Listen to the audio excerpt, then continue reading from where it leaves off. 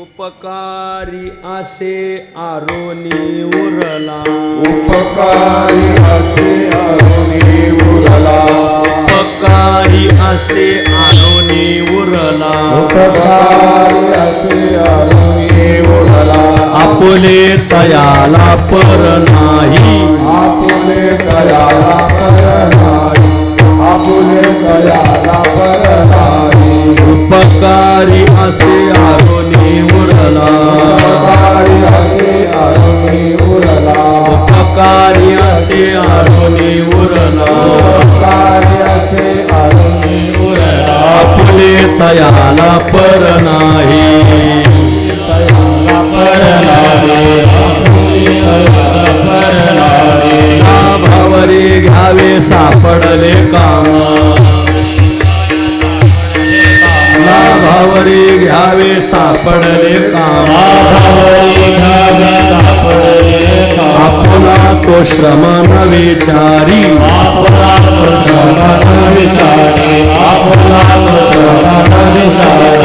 जीवा ऐसे देखे अनेका जीवांची, जीवा ऐसे देखे अनेका जीवांची, निखळची राशी गुणांचीच,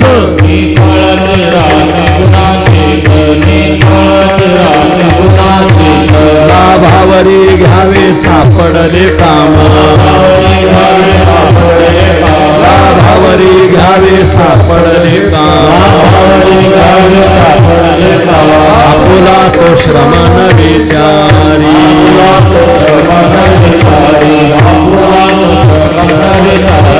तुका म्हणे देव तयाचा पांगिला,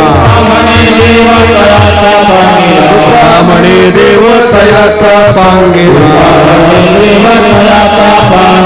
भंगे संचला धीर सदा,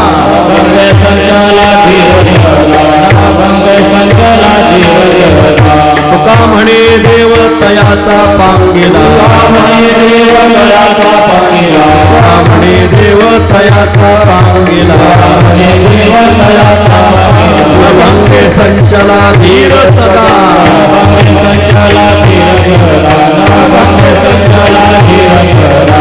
भावरी घ्यावे सापडले काम, भावरी घ्यावे सापडले काम, तुला तो श्रम न विचारी,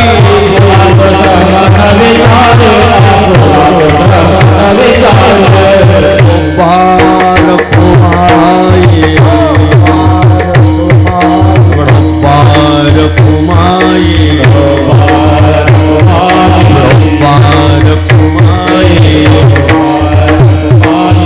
पार कुमाये, जय जय जय जय पार कुमाये, जय जय जय जय पार कुमाये, जय जय जय जय पार कुमाये.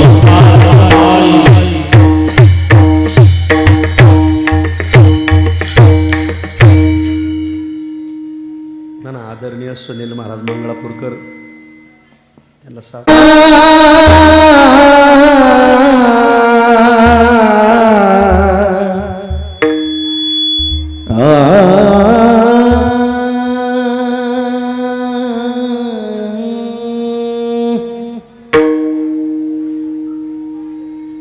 उपकारी ऐसे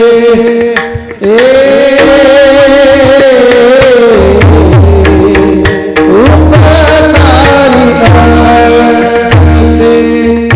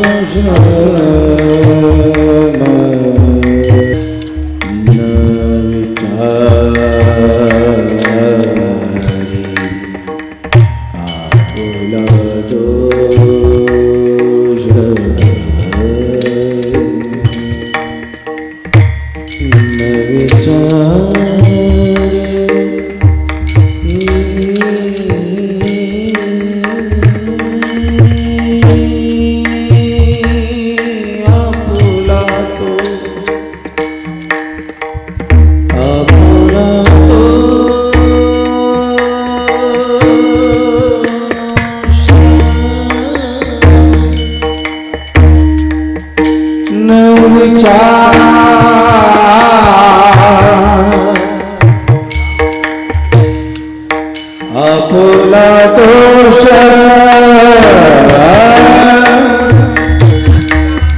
न विचारी आपुला दोष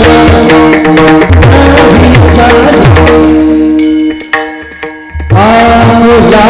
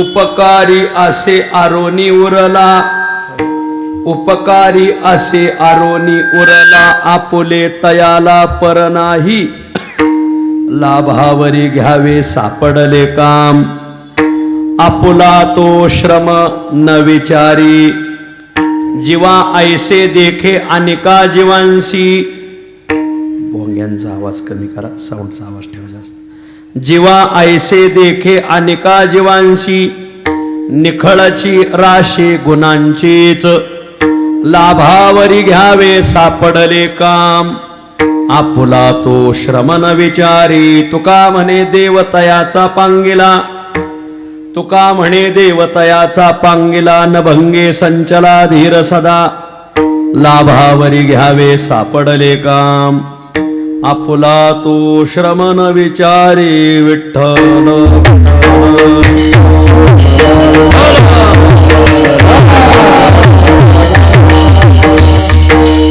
उपकारी असे आरोनी उरला, आपुले तयाला पर नाही, लाभावरी घ्यावे सापडले काम, आपुला तो श्रम न विचारी, नमो तया माता पित्यांचे पालन, नमो तया माता पित्यांचे पालन, नमो त्या वचन सत्यवदे,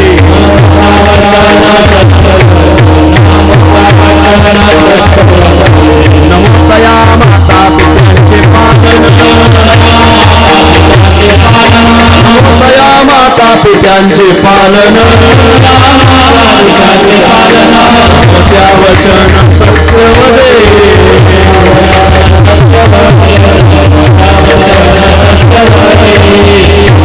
उपकारी असे आरोनी उरला, आपुले तयाला पर नाही, लाभावरी घ्यावे सापडले काम, आपुला तो श्रम न विचारी, प्रस्तुत स्थळी प्राप्त प्रसंगी संप्राप्त सेवेसाठी निवडलेला अभंग, श्री क्षेत्र देवनिवासी असलेले दुर्गुण मारकरी, भवसिंधू पारकरी, श्री विठ्ठल धारकरी, पंढरीचे वारकरी, श्रीमंत जगद्गुरु तुकाराम महाराज महाराजांच्या अखिल विश्वाला चंद्रभागा मातेप्रमाणे पावन करणाऱ्या अभंग संहितेतील गोड असा हा अभंग आहे. प्रस्तुत अभंगात श्रीमंत जगद्गुरु तुकोबाराय हे उपकार करणारा महात्मा परोपकारी महात्मा हा समाजामध्ये दिवसेंदिवस पक्षानुपक्ष, मासानुमास, वर्षानुवर्ष, दशकानुदशक, शतकानुशतक, युगानुयुग माग कसा उरतो आजच्या अभंगात तुकोबाराय सांगतात. विठ्ठल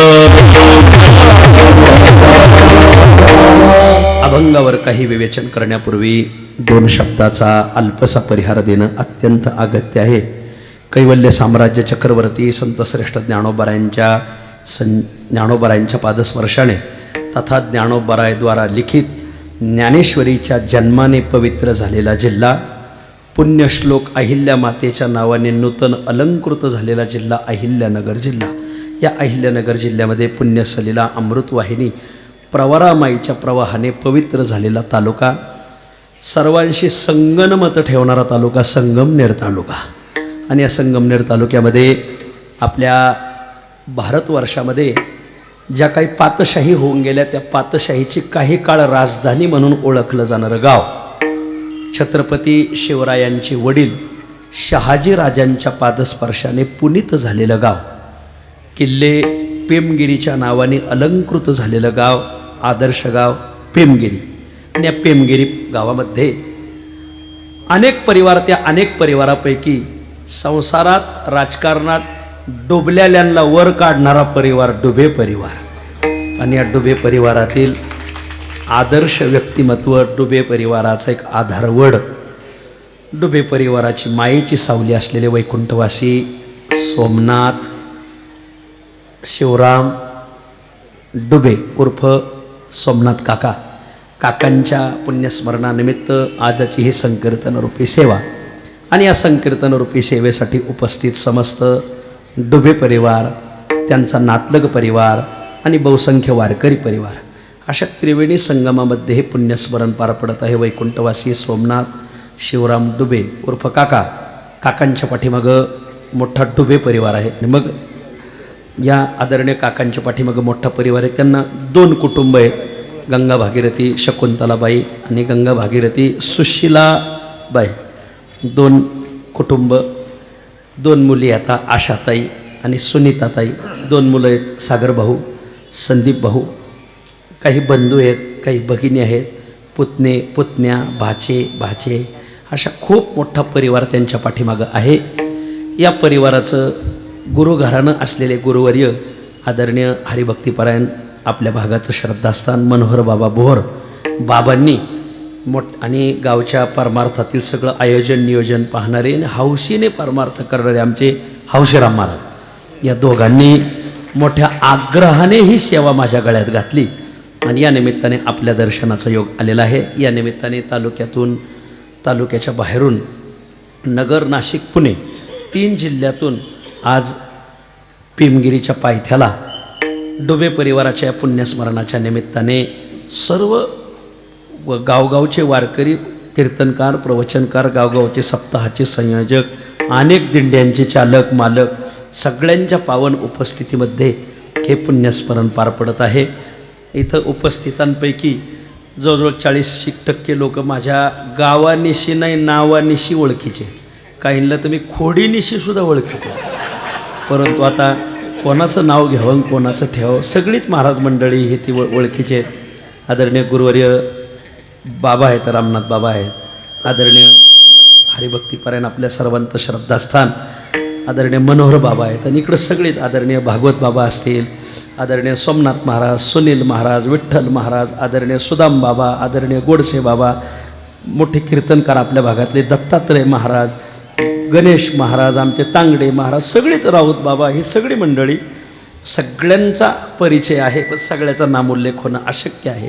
तुम्हा सगळ्यांच्या चरणी मी विनम्र भावाने नमस्कार करतो. ज्यांचं पुण्यस्मरण आहे त्यांना माझ्याही पेक्षा तुम्ही जवळून ओळखताय. विठ्ठल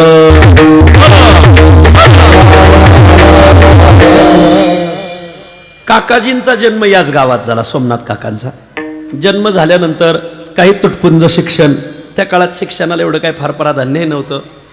आणि मग आपला पारंपरिक शेती व्यवसाय हे पाहत असताना मग विवाह झाला. विवाह झाल्यावर पहिल्या कुटुंबाला एक कन्या झाली. मग परत दुसरा विवाह झाला, दुसरं कुटुंब केलं. पण दोन्ही कुटुंब, शकुंतला आई असेल किंवा सुशीला आई असेल, जसं देवकी यशोदेचं प्रेम तशा त्या दोघी राहिल्या महाराज. अगदी दोघी. सहसा सवती मत्सर खूप प्रसिद्ध आहे गावगाव, पण या दोन्ही माऊली अगदी तशाच राहिल्या, अतिशय चांगल्या राहिल्या. मग दोन्ही चिरंजीव झाले. सर्वात महत्त्वाची गोष्ट सोमनाथ काकांचं की त्यांनी आईवडिलांची खूप सेवा केली. मी अगोदर त्यांच्याच भावकीच्या घरी बसलो होतो, त्यांनी इतकी माहिती दिली. त्यांनी महाराज आम्ही त्यावेळेस लहान होतो, सोमनाथ काका तर आम्हाला जवळजवळ 10 वर्षांनी वडील होतो, पण इतका मोकळ्या मनाचा माणूस होता म्हणले. आम्ही 10 वर्षांनी लहान होतो पण आम्ही त्यांची टिंगल करायचो म्हणले, मस्करी करायची, पण आम्हाला कधीही शब्दाने दुखवलं नाही त्यांनी. आणि आईवडिलांची खूप सेवा केली, एवढी सेवा केली की आईवडिलांसाठी त्यांनी चौपाळा केला होता. आणि जसं एखादी आई आपल्या बाळाला पाळण्यात घालून झोका देते, याचं ऋण उतराई झालं असेल तर फक्त काकाजी महाराज. सोमनाथ काकांनी त्या ऋणातून बरोबर उतराई झालं. जसं आईबाप लहानपणी बाळाला झोके देतात, मग आपणही आई वडील वयोवृद्ध झाल्यावर त्यांनाही अगदी त्याच ऋणातून आपल्याला उतराय व्हायचंय. आई वडिलांना झोपाळ्यावर ठेवायचे, ते स्नान घालायचे, जेवण खावण झाल्यावर आरामाच्या वेळी जसं आई बाळाला झोका देते, हे तुम्ही जगभर ऐकलं असेल, त्याच्यावर कविता ऐकल्या असतील. आता कविताकारांचीच कीर्तनं गावगाव होतात असो, पण बाळाने आई बापाला झोका दिला असं महाराष्ट्रातलं एकमेव उदाहरण म्हणजे सोमनाथ काका. मला जुन्या मंडळीने सांगितलं, तर मी ते काय पाहिलेलं नाही. मग दोन्ही मुलं, त्यांना काही गावात एवढं काय राजकारणाचा एवढा काही छंद नव्हता, परमार्थाचा खूप छंद होता. पण दोन्ही मुलं अतिशय कर्तबगार निघाले. एवढे कर्तबगार निघाले की आज अकोले आणि संगमनेर दोन्ही तालुक्यात गावागावात त्यांचे मित्र मंडळी, सरपंच, उपसरपंच, चेअरमन, व्हाईस चेअरमन निवडून आलेले, पडलेले सगळे त्यांच्या परिचयाचे आहेत, अतिशय परिचयाचे आहेत. एक दोघाही मुलांनी आज आपला कारभारही हातात पाहिलाय आणि खूप चांगले पायावर उभे. दोघांचे विवाह झाले, चांगल्या मुली त्यांना करून दिल्या. आपल्याही मुली चांगल्या घराण्यात काकाजींनी दिल्यानंतर खूप चांगला परमार्थ केला. त्यांना गावामध्ये एक जुने कीर्तनकार होते, पुंजा बाबा, बाबांची माळ होती. मी एकदा ऐकलं का पाठच होतं महाराज माझी एक पाठी होती. पत्रिका पाहिली तरी ध्यानात राहते, कोणी काही सांगितलं तरी ध्यानात राहतं. त्याचं कारण मी कुठं जीव गुतावलेला नाही असं आहे, कारण जीव तुझ्यात रंगला म्हणून भंगाला असं. आणि मग गावामध्ये जुने कीर्तनकार होते पुंजा बाबा, मला हौशीराम महाराजांनी ही माहिती दिली. मग त्यांना माळ. आणि आता इथून पुढच्या ज्या सगळ्या पिढ्या आहेत, तर त्या सगळ्या पिढीला बाबांची माळ आहे. पोरांना, सुनांना, यांना, त्यांना घरी सगळ्यांना मनोहर बाबांची माळ. पोरांना मुली चांगल्या घरात दिल्या, पोरांनाही संस्कार लागले. आपल्या भागामध्ये धांदरफळ हे दिंडीचं माहेरघर म्हटलं जातं. अनेक दिंड्या आहेत धांदरफळा, रामेश्वराच्या नावाने अनेक दिंड्या निघतात. मग इकडून जी नगरमार्गी दिंडी जाते, तर त्या दिंडीत मला वाटतं आपले संदीप भाऊ चालतात. म्हणजे आपल्या वाडवडिलाची परंपरा, माझ्या वडिलाची मेरा शिगा देवा तुझी चरण सेवा पांडुरंगा चालतात. गावामध्ये जो सप्ताह, गावामध्ये खूप उत्सव होतात, गावामध्ये अनेक कीर्तनं होतात. त्या सगळ्या उत्सवांमध्ये यांची देणगी राहणार, सक्रिय सहभाग राहणार, खूप सक्रिय सहभाग असणारी ही मंडळी. असं काकाजींचं जीवन घडत गेलं. घडत गेल्यावर काय कोण जाणे, थोडंसं त्यांना शेवटचे त्यांचे दिवस जवळ आले. मुलांना आत्मावई पुत्रनामासी, वडिलांनी मुलांना जवळ बोलवून आपली भक्ती परंपरा चालवावी असं सांगायचं असतंय. ज्ञानोबरायच्या समाधीत एक प्रमाण आहे, दत्ताबा भागवत बाबा ज्ञानोबराय ज्यावेळेस समाधीत बसले, त्यावेळेस म्हणे वंश परंपरा न सांडावे गा आचारा, आम्ही जात असो पंढरपुरा राया विठोबा सांगा. ते आमच्या जी वाडवडिलाची ही जी परंपरा आहे, ही पुढच्या पिढीला सांगायची असते. आपण पुढच्या पिढीसाठी बँकेचे व्यवहार देतो, जमिनीचे व्यवहार देतो, घराचे कागदपत्र देतो, पण त्यांना हेही सांगितलं पाहिजे की आपली वडिलाचा कुलाचार वाळी आहे. आपली आळंदीला पंगत असते तेवढी चालवा, पंढरपूरला पंगत असते तेवढी चालवा. एका दिंडीच्या 2 दिंड्या करू नका, एका सप्त्याचे 2 सप्ते करू नका, हे पोरांना सांगा, मरता खेपी असो. आणि म्हणून काय कोण जाणे काकाजींनी मुलांना हे सांगितलं की गावात जेवढे उत्सव होतात सगळ्या उत्सवात सहभागी व्हा, आपल्या अन्नदानाच्या पंक्ती चालवा, दिंडी भजन पूजन चालवा. आणि मग काकाजींनी गेल्या वर्षी पांडुरंगाच्या चरणी आपला देह विलीन केला. दशक्रियेला जवळजवळ 3,500 ते 4,000 परिसरातील वारकरी उपलब्ध होते. राजकारणातले, परमार्थातली माणसं, खूप मोठी दशक्रिया या भागातली झाली. आणि 10 दिवस रोज तितकंच माणूस, रोज खूप माणसं महाराज. आणि मग 14 दिवस भजन झालं. गावगावचे वेगळे वेगळे भजन, पोरं भजनातली हौशी मुलं आहेत दोघं बिन. गावात हौशीरांबू असल्यामुळे हौसच होणार ना. आणि मग 10-12 गाव 14 दिवस भजन झालं. खूप मोठं अन्नदान, खूप मोठं ज्ञानदान, खूप मोठा उत्सव 14 दिवस त्यांनी चालवला. आणि मग पुण्यस्मरण झालं. हौशीरांबांनी मनोहरबांना घेतलं, बाबा आता एक कीर्तन द्यायचं तर माऊलीलाच द्यायचं म्हणले आपल्याला. आणि मग ही सगळी मंडळी गेल्या वर्षीच आळंदीला आली. आणि मग गेल्या वर्षी आम्ही परतीची वारी करून आलो का त्यांनी लगेच तारीख लिहून दिली. फक्त आता काय झालं, आम्ही परत अमावस्यापर्यंत आम्ही मोकळे नसतोच, कारण येत होतच दशमीला. एकादशी आळंदीत जाते, द्वादशीला हालता येत नाही. परतीच्या वारीला येणाऱ्या वारकऱ्याला देव काही बोनस देतो. सगळ्यात पहिला बोनस म्हणजे त्याचा रंग देतो. जाताना येताना पायी आलं का पांडुरंग त्याचा रंग देतो आपल्याला. तो का म्हणा, श्रीरंगाचा रंग बैसला अभंग एकविध, येणे अंगीकार केला पांडुरंगे, रंगविले रंगे आपुलिया. देव आपला रंग देतो, म्हणजे थोडं काळं भर चेहरे होतेत माणसाचे. दुसरा एक बोनस राहतो म्हणजे खोकला, सर्दी. आणि जसं पोलिसाला स्टार भेटतात ना, तसे फोड हे स्टार येतात.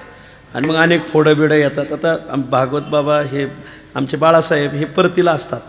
बाळासाहेब महाराज परतीला राहतात, तुमच्या ह्या भागातून येतात ते. तर हे मग खोकला, दुखणं, सर्दी बिर्दी, त्यांनी मला बाबांनी सांगितलं, आम्ही पूजा आणि पिंडदान करून घेणार, तुम्ही ज्या दिवशी तारीख द्याल त्या दिवशी कीर्तन. आणि मग खरं तर प्रतिपदा दिला होता श्रावणातला पहिला दिवस. परत गावात पावसाचे दिवस असतात, पटांगण रिकामं नसतंय. मग शाळेचं पटांगण, सगळ्याला स्वतंत्र बसता यावं म्हणून स्वातंत्र्याचा दिवस निवडला. आणि म्हणून आज स्वातंत्र्याच्या दिवशी आपल्यावर जे परकीयाचं पारतंत्र्य गेलं आणि कीर्तनाने अज्ञानाचं पारतंत्र्य जावं आणि ज्ञानाचा सूर्यप्रकाश आपल्या जीवनात पडावा, याच पवित्र हेतूने मग आज या ज्ञानमंदिराच्या प्रांगणामध्ये ही कीर्तन सेवा ठेवलेली आहे. या निमित्ताने सर्व भाविक मंडळी, गावगावची मंडळी उपस्थित आहेत. त्यांना सर्वांच्या चरणी मी विनम्र भावाने नमस्कार करतो. तुका म्हणे राहे आठवण चित्ती, ऐशी कृपा संती केली तुम्ही.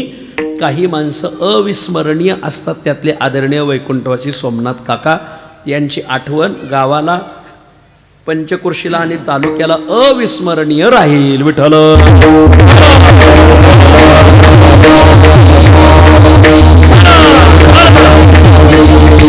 या निमित्ताने अभंग खूप गोड घेतलेला आहे. उपकारी असे आरोनी उरला, आपुले तयाला पर नाही, लाभावरी घ्यावे सापडले काम, आपुला तो श्रमण विचारी. या अभंगामध्ये श्रीमंत जगद्गुरु तुकोबाराय हे उपकार करणारी, परोपकार करणारी जी माणसं आहेत, तिचे महात्म्य येतं. ते कसे दिवसेंदिवस, मासोनमास, वर्षानुवर्ष, दशकानुदशक, शतकानुशतकं, नवे नवे, युगानुयुग माघ उरतात, याची मीमांसा आजच्या अभंगात तुकोबाराय मांडतात. विठ्ठल. या मृत्यूलोकात जन्माला आलेल्या मानवाचं वर्गीकरण आमच्या संतांनी 2 वर्गात केलेलं आहे. प्रत्येक मानवाचं वर्गीकरण 2 वर्गात केलेलं आहे. कोणते 2 वर्ग? एक वर्ग आहे संपलेला आणि एक वर्ग आहे उरलेला. हा दुसरा वर्ग आजच्या अभंगात आहे. पहिला वर्ग आणि दुसरा वर्ग, या 2 वर्गामध्ये माणसाचं वर्गीकरण आहे. एक वर्ग आहे की तो जन्माला आला आणि संपला, नष्ट झाला, उद्ध्वस्त झाला. पण एक वर्ग मात्र असा आहे की तो मात्र या जगात जन्माला आला पण माग उरला, शिल्लक राहिला, अवशिष्ट राहिला. दिवसेंदिवस, वर्षानुवर्ष, दशकानुदशक, शतकानुशतक, युगानुयुग लोक त्याची आठवण काढतात. असा 2 प्रकारचा वर्ग या मृत्यूलोकात मानवांचा राहतो. एक आहे संपलेला आणि एक आहे उरलेला. आता साहजिकच तुम्हाला प्रश्न असा पडला असेल, या मृत्यूलोकात आला आणि संपला असा कोण, आणि या मृत्यूलोकात आला आणि उरला असा कोण? त्या दोघांचा विचार आज आपल्याला पाहायचा आहे. 4 माणसं या मृत्यूलोकात आली अशी संपली, आली अशी नष्ट झाली, आली अशी उद्ध्वस्त झाली. आपल्या नगरी भाषेत सांगायचं त्यांचा बाजारच उठला मला. अशी काही आहेत माणसं, आली अशी संपली. वर्ग पहिला संपलेला, पण वर्ग दुसरा तो संपला नाही, तो नष्ट झाला नाही. त्याला संपवण्याचा बऱ्याच जणांनी प्रयत्न केला, तरीही समाजामध्ये त्याचं स्थान अभंग राहिलं महाराज. तरीही समाजामध्ये त्याची कार्याची पोहोच अभंग राहील. अशी काही माणसं आहेत की जी मागं शिल्लक राहतात, अवशिष्ट राहतात, उरतात. असा दोन प्रकारचा वर्ग आहे. आता तुम्हाला प्रश्न असा पडला, असा संपला असा कोण आणि उरला असा कोण? तर या चार माणसं या जगात आली अशी संपली, नष्ट झाली, उद्ध्वस्त झाली. कोण आहेत ती चार जण? धर्मशास्त्रकार सांगतात, केचिदज्ञानतो नष्टा, केचिन्नष्टा प्रमादतः, केचिज्ञानावलेपेन, केचिन्नष्टैस्तु नाशिताः. धर्मशास्त्राने ही चार माणसं जगात आली आणि संपली, नष्ट झाली, उद्ध्वस्त झाली. या चौघांचा बाजार उठला. कोण चौघ जण? बघा, हे रेडीमेड शर्ट आहे बघा, ज्याच्या अंगात बसेल त्याने बसून घ्या. मला काय तुमची मापं माहीत नाही, तुमची मापं काढायला मी इथं आलेलो नाही. बर, हे रेडीमेड शर्ट ज्याच्या अंगात बसलतो त्याला बसवा. एक कोण संपतो या जगातून?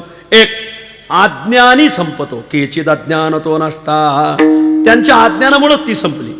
केचिन्नष्टा प्रमादतः, काही चुकांमुळं संपली, प्रमादामुळं संपली. एक अज्ञानी संपतो, दोन प्रमादी संपतो, तिसरा सांगितलं आणखीन एक या जगात नष्ट होतं. कोण? केचित ज्ञानावलेपेन, म्हणजे अतिज्ञानी. त्याला आपल्या नगर जिल्ह्यात दीडशाना म्हणते. हे दीडशाने विमागर राहत नाहीत महाराज. अतिज्ञानी सुद्धा संपली, तिघं संपली. एक अज्ञानी, एक चुका करणारा प्रमादी, आणि तिसरा अतिज्ञानी. आणखीन एक चौकता संपला. कोण हो? या तिघाच्या मांडेला मांडे लावून बसणारा. यांच्या संगतीमुळं तोही नष्ट झाला. विठ्ठल. आता हे मी तुमच्यापुढे तपशील मांडला, याचा थोडा संत वाङ्मयाच्या आधाराने याने त्याने थोडासा अगदी किंचित विस्तार करण्याचा प्रयत्न करतो. एक, केचिद अज्ञानतो नष्टाः, काही माणसं संपली. का संपली? त्यांच्या अज्ञानामुळं संपली. या जगात जर मागं राहायचं असेल, आपलं जर चार चौघांनी नाव काढावं असं वाटत असेल, तर आपण अज्ञानाची नाही, ज्ञानाची कास धरली पाहिजे. ज्ञानानेच मनुष्य मागं राहतो. वा, 700-750 वर्ष झाले माऊलीला. वा, 750वा त्यांचा जन्मोत्सव साजरा झाला. माऊली 700-750 वर्ष झाले. जगद्गुरु तुकोबरायला 375 वर्ष झाले. नामदेवरायांना किती झाले? नाथारायांना किती झाले? आज ही माणसं आज हे साधुवर्ग समाजाच्या नजरेआड झाला तरी मागं शिल्लक राहिला. साधू समाजाच्या नजरेआड झाल्यावर 3 अंगाने मागं शिल्लक राहतात. एक, कीर्तित्व अवच्छेदकाने, 2 समाधित्व अवच्छेदकाने, आणि 3 ज्ञानत्व अवच्छेदकाने. मला हे तिसरंच अवच्छेदक लागत आहे. गेले दिगंबर ईश्वर विभूती, राहिल्या त्या कीर्ती जगा माझी. संत गेल्यानंतर त्यांची कीर्ती मागं राहते. उत्तमची उरे कीर्ती मागे, त्यांच्या कीर्ती रूपाने ते मागं राहिले. जसं कीर्ती रूपाने मागं राहिले, तसं दुसऱ्या एका गोष्टीने मागं राहिले, समाधी रूपाने. आपण आळंदीला का जातो? माऊलीच्या समाधीला मस्तक लावतो. निवृत्तीरायाला काय आहे? त्र्यंबकला का जातो? तिथं ते समाधी रूपाने आहे. बर, समाधी त्र्यंबक शिखरी असं लिहिलेलं आहे. वा, सासवडला का जातो? तिथं त्यांची समाधी सोपान समाधी बैसविला. ज्ञानदेवा दिदली समाधी अशी प्रमाण आहे. आणि म्हणून एक त्यांचं मागं राहते कीर्ती, दुसरं त्यांचं मागं राहतं ते म्हणजे समाधी, आणि तिसरी एक गोष्ट मागं राहते काय? त्यांचं ज्ञान. राहिले ते ज्ञान जगा माझी, राहिले ते ज्ञान.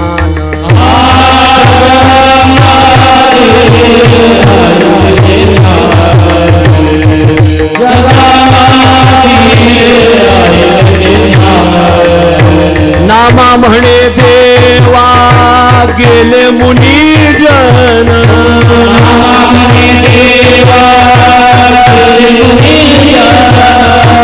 नामा म्हणे देवा गेले मुनी जन,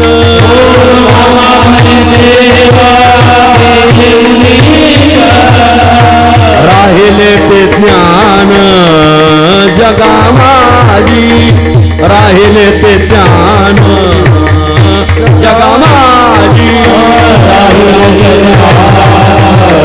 जगा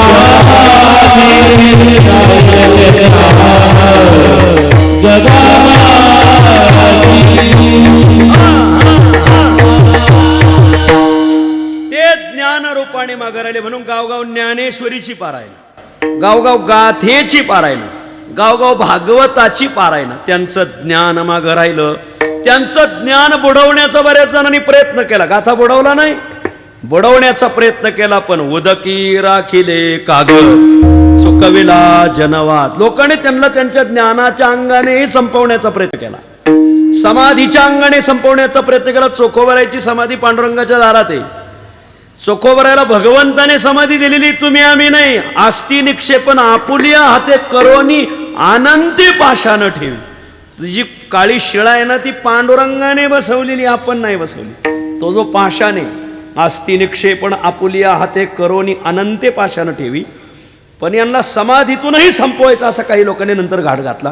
हे हरिजनाचं कशाला दारात असावं, हे अपशकुन आहे म्हणून 100-150 वर्षानंतर काही ब्रह्मवृंदांनी ते हरिजन समाजाचा, खरं ते वैष्णवाचं होतं, पण जातीत्वावच्छेदक. त्या काळात जातीवाद खूपच कडक होता, महाराज लईच कडक होता.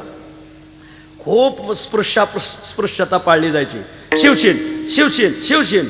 वैद्य बाबा म्हणायचे फाटलंच नाही तर शिवशील काय, आधी फाटावून मग शिवून दाखवा. फाटलंय कुठं तर शिवायला. खूप स्पृश्यता होती. चोखोबरायचं समाधीचं थडगं इथं नसावं म्हणून काही जणांनी ते उपटण्याचा प्रयत्न केला. पण लक्षात आलं 2 परस खोल खोदलं तरी तो पाषाण अभंग आहे. आणि खालून रक्तश्राव निघायला लागलो. लक्षात आलं हे संजीवन समाधी आहे, प्रेतावरलं थडगं नाही. वा, चोखोबार आहे. त्यांना समाधीतून संपवण्याचा प्रयत्न केला. लोक तुमच्या हयातीत तुम्हाला संपवतीलच नाही. तुमच्या पाठीमागे बी खापल्याचार्य गावगाव लय जन्मलेत महाराज. त्यांना खापल्या काढायचं सोडून काहीच, खरं त्यांच्या आईबापाची गाठ घेतली पाहिजे.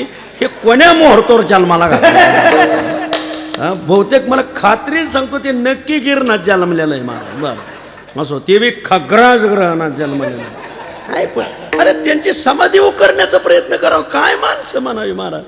समाधीतून संपवण्याचा प्रयत्न केला, संपवता आलं नाही. त्यांची कीर्ती मिटवण्याचा वैकुंठवासी कंधारकरांनी काय लिहिलंय जरा वाचा.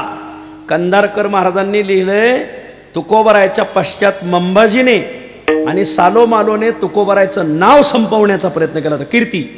पण तुकोबरायांना 2 शिष्य खास भेटले. एक आहेत ते आपल्या नगरचे, एक आहेत श्री संत निळोप महाराज आणि एक आहेत संत कवी महिपती महाराज. या दोघांनी तुकोबरायचा महिमा घरोघर पोहोचवला. वा, कंधारकर महाराजांनी लिहिलंय.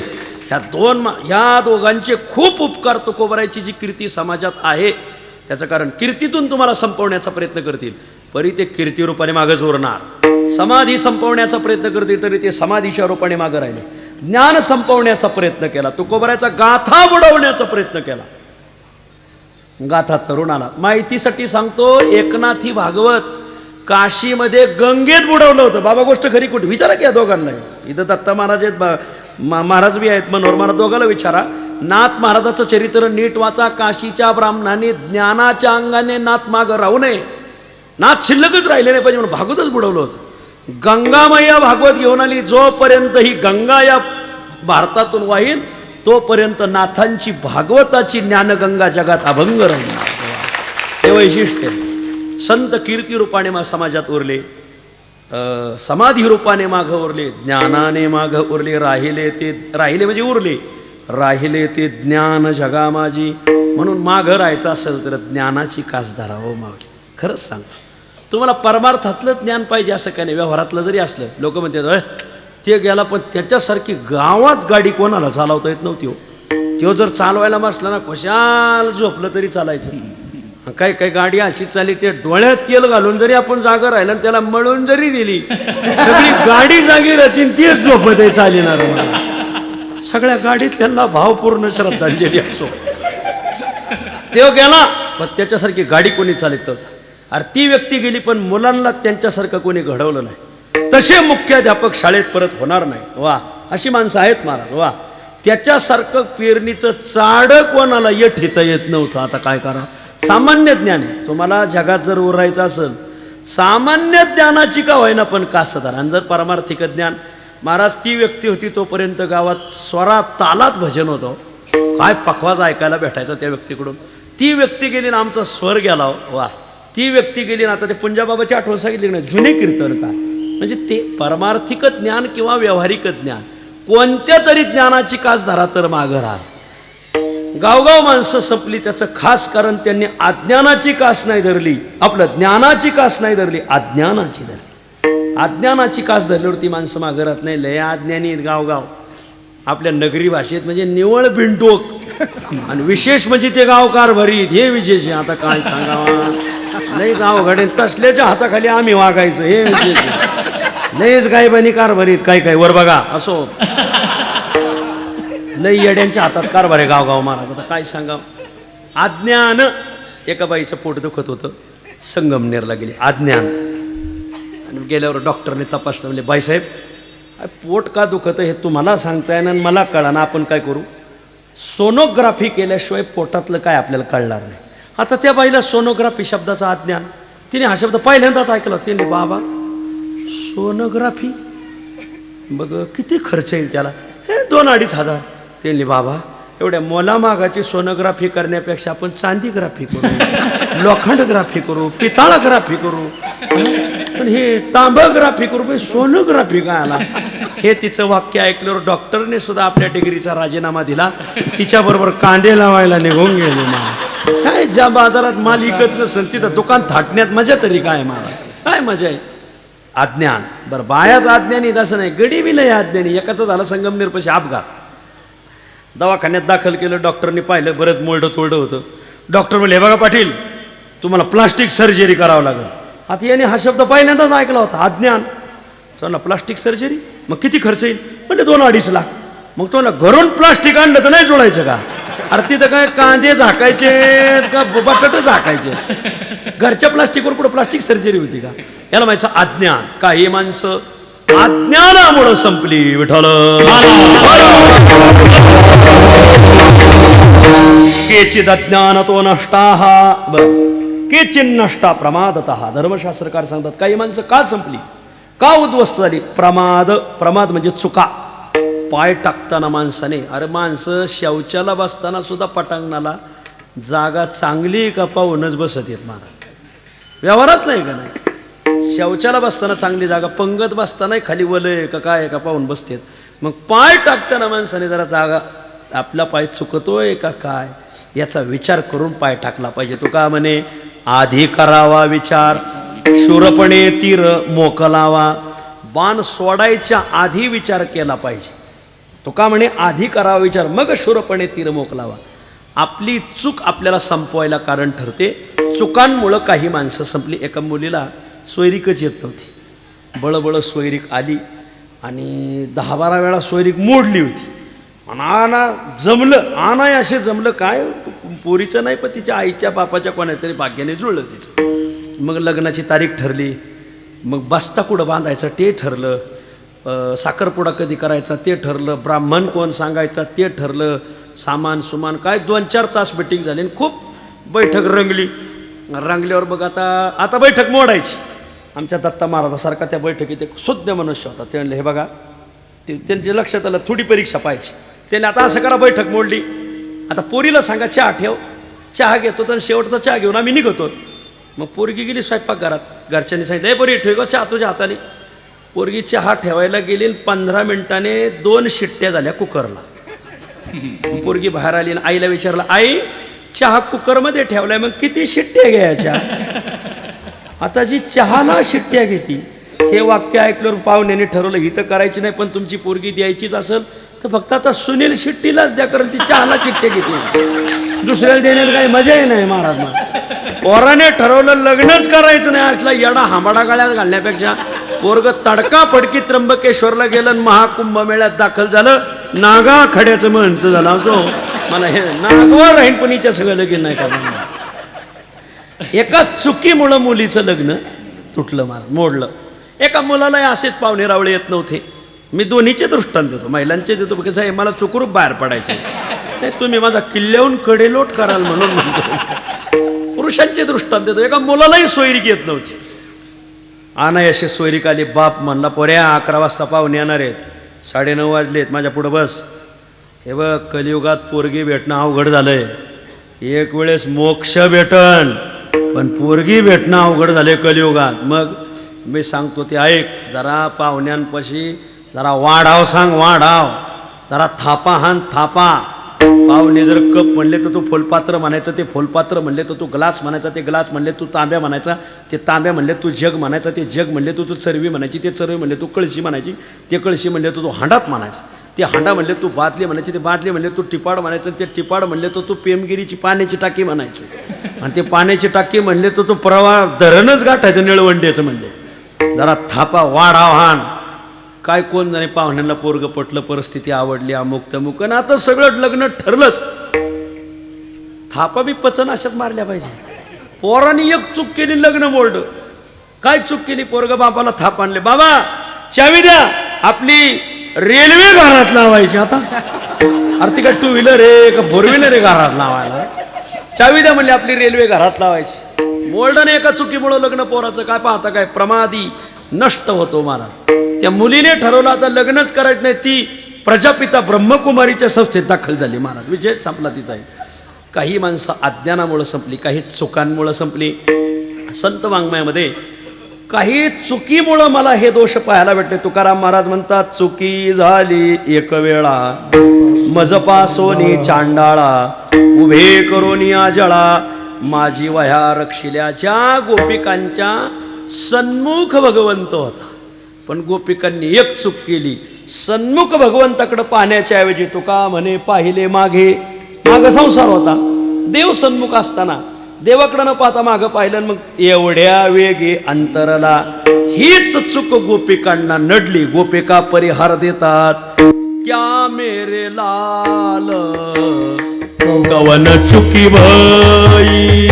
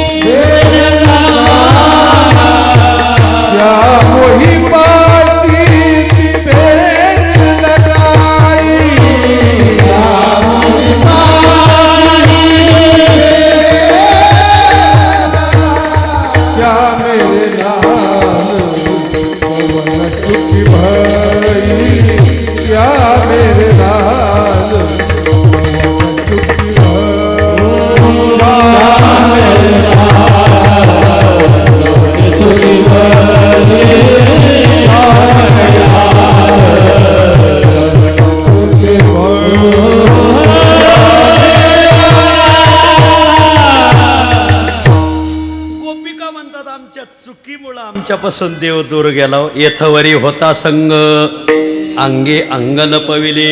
निर्गुणाच्या अंगात सगुणाचं अंग त्यांनी लपवून टाकलं. अंगे निर्गुणामध्ये अंग सगुण लपवलं.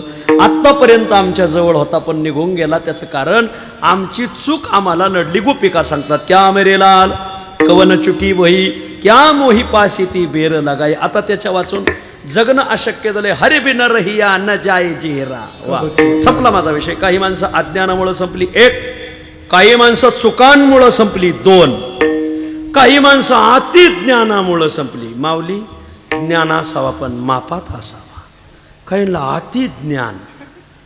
महाराज, काही काही कीर्तनकारांना गावाने स्वीकारलं नाही. का स्वीकारलं नाही? अति ज्ञान. अति ज्ञान काही कामाचं नाही महाराज. महाराजाचा लय अभ्यास. परिसरातच कोणी बोली ना का, त्यांचं टाळकऱ्याचं गायकाचं वादकाचं सुद्धच बसत नाही महाराज. अरे शहाणा कीर्तनकार कोण सुद्ध बसलं पाहिजे. ही तारीख देताना मनोहर बाबा ज्यावेळेस आले होते त्यावेळेस मनोहर बाबाला जवळजवळ 90च्या घरात ताप होता. मला आठवते गेल्या वर्षी 90च्या घरात ताप होता. तरी का आले? माणसाशी मिसळून राहिलं पाहिजे महाराज. गुणी माणसाने माणसात मिसळलंच पाहिजे. आपल्या गुणालाच घेऊन चालला का लोक म्हणते तू तुझा गुण, दोघाला भावपूर्ण श्रद्धांजली. असं समाजात मिसळता आलं पाहिजे. कायला इतका पखवाज येतो की गावात येड्याकून भजन होतं पण त्याला पखवाजाला कोणीच बसत नाही महाराज. म्हणतात का ती शान्य नाही म्हणतात महाराज. ते गावाच्या त्याचा मेळच बसत नाही. कायला इतक्या दाट चाली येतात ना, त्याच्या चालीरीतीला पाहूनच गावाने त्याला रामराम ठोकलाय महाराज. म्हणून ज्ञान असावा पण अति नसावा. ज्ञान मापात असावा. जरा बाळक्रीडा उघडा. बाळक्रीडेमध्ये देवाने आपल्याजवळ कोणते गोपाळ घेतले हो? ज्ञानी नाही, अगदी नेनते जाणते नाही. भोवती आपणा मिळविली देवे, तुका म्हणे ठावे नाही ज्ञान, तयाशी नेनती बहु आवडती. ज्या पंढरपूरला आपण जातो त्या पांडुरंगाकडे जात असताना एक प्रमाण ध्यानात ठेवा, जाणत्या होणी नेनत्याची गोडी. त्याला जाणत्यापेक्षा नेनतीला आवडते. का?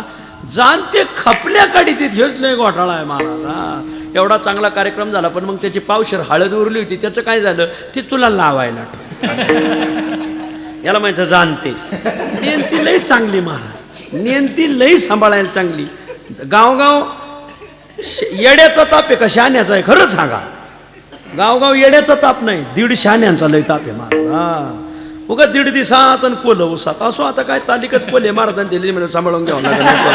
आणि म्हणून ऐका माऊली, अति ज्ञान काय कामाचं विठ्ठल.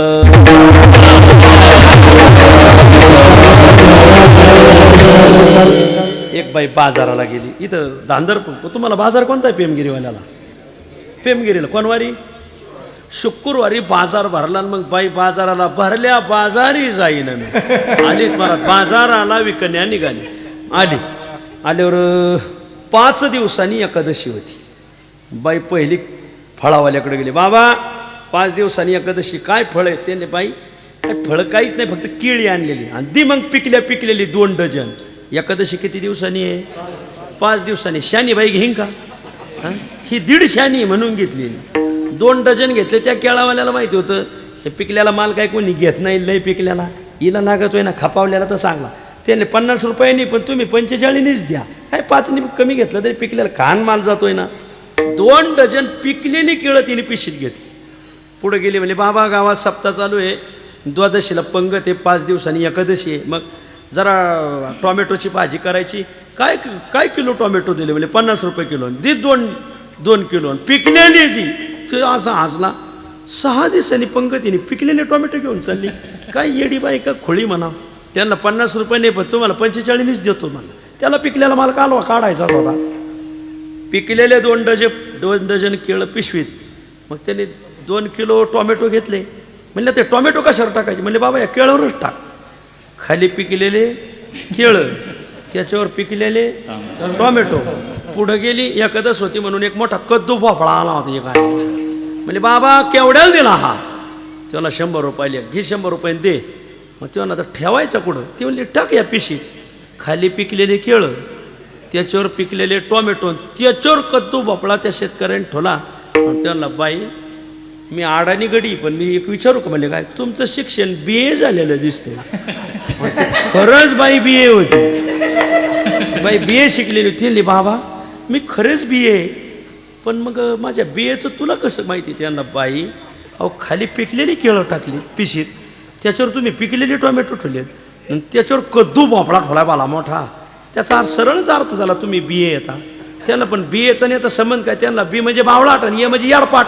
लगेच लक्ष काय नवीन सांगायची गरज आहे काय? विठ्ठल विठ्ठल. अति ज्ञान. आता अनायासे शाळेतच कीर्तन म्हणलं सांगाल का हरकत आहे? शाळेत आले जिल्हा शिक्षण अधिकारी शाळा तपासायला. तास चालला होता गणिताचा. आले का? सगळे पोरं उठून उठून उभा राहिले. जिल्हा शिक्षण अधिकारी आलेत. उठून उभा राहिले. काय चाललंय शिक्षक? म्हणजे पाढे शिकवताय गणिताचे. हो. कोणता पाढा चाललाय? 5चा. गणितात 1 नंबर हुशार कोण आहे? म्हणजे तो आमचा सचिन. गणितात 4 वर्ष त्याचाच 1 नंबर आहे. म्हणजे असं उठून उभा राहा. कोणता पाढा चाललाय? 5चा. सांग 5 10 हे किती? तो साहेब 5 10 हे 70. त्याने मास्तर हे काय गणितात 1 नंबर? त्याने हेच 1 नंबर आहे. अहो पण ते 5 10 70 म्हणतंय, त्याचंच बरोबर आहे. म्हणले तुम्ही मागं कोणाला विचारा, 5 10 जर विचारलं तर कोणी 250 350 1000 1500 म्हणते. हे निदान 70वर आलंय. 2-4 वर्ष त्याला हाणून मी 50वर आणतो. तुम्ही ती काय काळजी करू नका. हे वाक्य ऐकल्यावर जिल्हा शिक्षण अधिकाऱ्याने बी शिक्षण अधिकारी पदाचा राजीनामा दिला. ते यंदा आमच्या दिंडीत पताका घ्यायला पुढे चालत होते. आमच्याच दिंडीत या दीपक बाबा. आणि म्हणून मला या माऊली या ऐका, मला हेच सांगायचं आहे. काही माणसं अज्ञानामुळं संपली, काही माणसं चुकांमुळं संपली, काही माणसं अतिज्ञानामुळं संपली. किती संपली? 3 जण. अज्ञानी संपले, प्रमादी संपले, अतिज्ञानी संपले, तिघं तर संपले. आणखीन एक चौथा संपला. कोण? यांच्या मांडीला मांडी लावून बसणारा. आपण कोणाच्या मांडीला मांडी लावून बसलो? ते अज्ञानी आहे का अतिशहाणा आहे का चुका करणार आहे? लगेच नका बघू, काही घडी लगेच बघायला लागली शेजाऱ्याकडे. याचा विचार करा. का? कारण तोही संपतो आणि इतराला संपवतो. त्याच्या संगतीमुळे हे नासले. केचिन नष्टैस तू नाशिता, हा तुकाराम महाराज सांगतात. ओढाळाच्या संगे सात्विक नासली,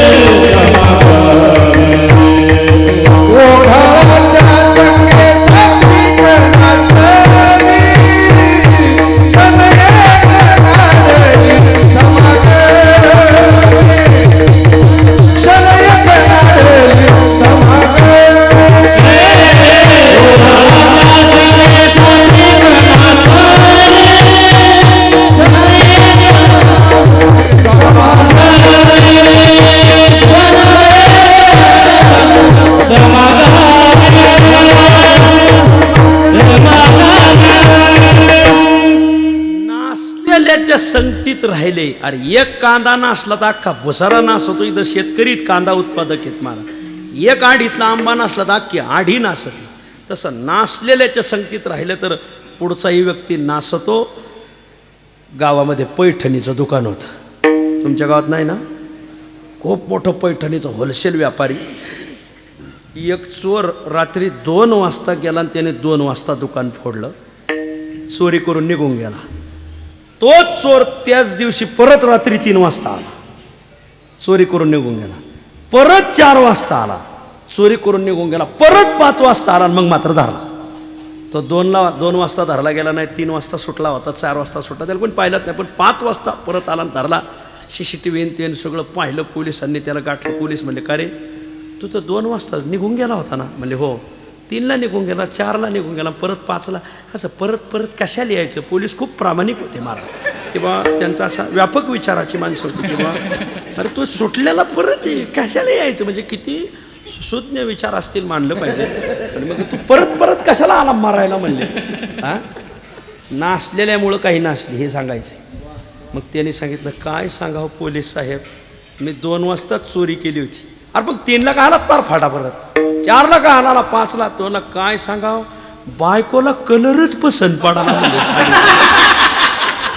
आणि मग तिच्यामुळं मी धरल्या गेलो. ओढाळाच्या संगे केचिन नष्टैस तू नाशिता, हा फिट दृष्टांत विठ्ठल. काही माणसं संपली, उद्ध्वस्त झाली, नष्ट झाली. 4 अज्ञानी, प्रमादी, अतिज्ञानी, या तिघांच्या संगतीत राहणारा चौथा केचिन नष्टैस तू नाशिता, हा. काही संपली, पण महाराज काही मात्र या जगात शिल्लक राहिली. त्यांना संपवण्याचा बऱ्याच जणांनी प्रयत्न केला, त्यांना उद्ध्वस्त करण्याचा प्रयत्न केला, तरीही ते समाजात ठाण मांडून आहेत. लोक त्यांना विसरत नाहीत. महाराज समाजाचं त्यांच्यावर प्रेम अभंग आहे. ती समाजात शिल्लक राहिली, अवशिष्ट राहिली, उरली. पण कोण उरतो या जगात?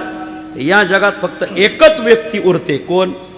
उपकार करणारा, परोपकार करणारा मनुष्य. दिवसेंदिवस, पक्षानुपक्ष, मासानुमास, वर्षानुवर्ष, दशकानुदशक, शतकानुशतक, नवे युगानुयुग त्या परोपकारी माणसाला लोक विसरत नाही. तो समाजात उरतो. तुकोबा आहे अभंगाच्या पहिल्या शरणात.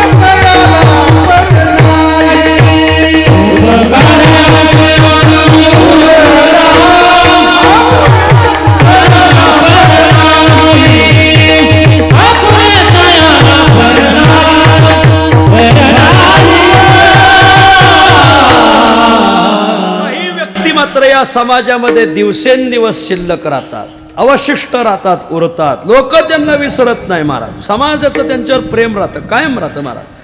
कोण उरतं व मागं? तर तुकाराम महाराजांनी एकच निवडलाय आजच्या अभंगात, तो म्हणजे परोपकारी माणूस. समाजावर उपकार करणारा माणसाने थोडा तरी, तुका म्हणे फार, थोडा तरी परोपकार. उपकार करणारा मनुष्य माग उरतो. तुका म्हणे आता, तुका म्हणे आता, उरलो उपकारा पुरता.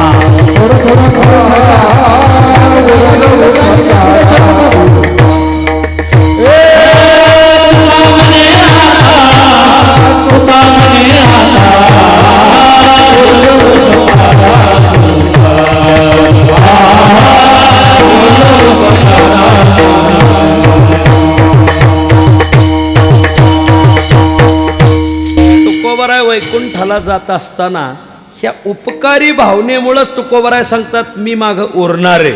वा, काय आत्मविश्वास असेल मला. तुकोबरायच्या जीवनामध्ये काही ठाकले ते केले लोकहित. समाजासाठी खूप केलं तुकोबरायांनी महाराज. आणि म्हणून वैकुंठ गमनाच्या प्रसंगात एक प्रमाण आहे. तुकाराम महाराज म्हणतात, तुकी तुकला तुका विश्वी भरोनी उरला लोका.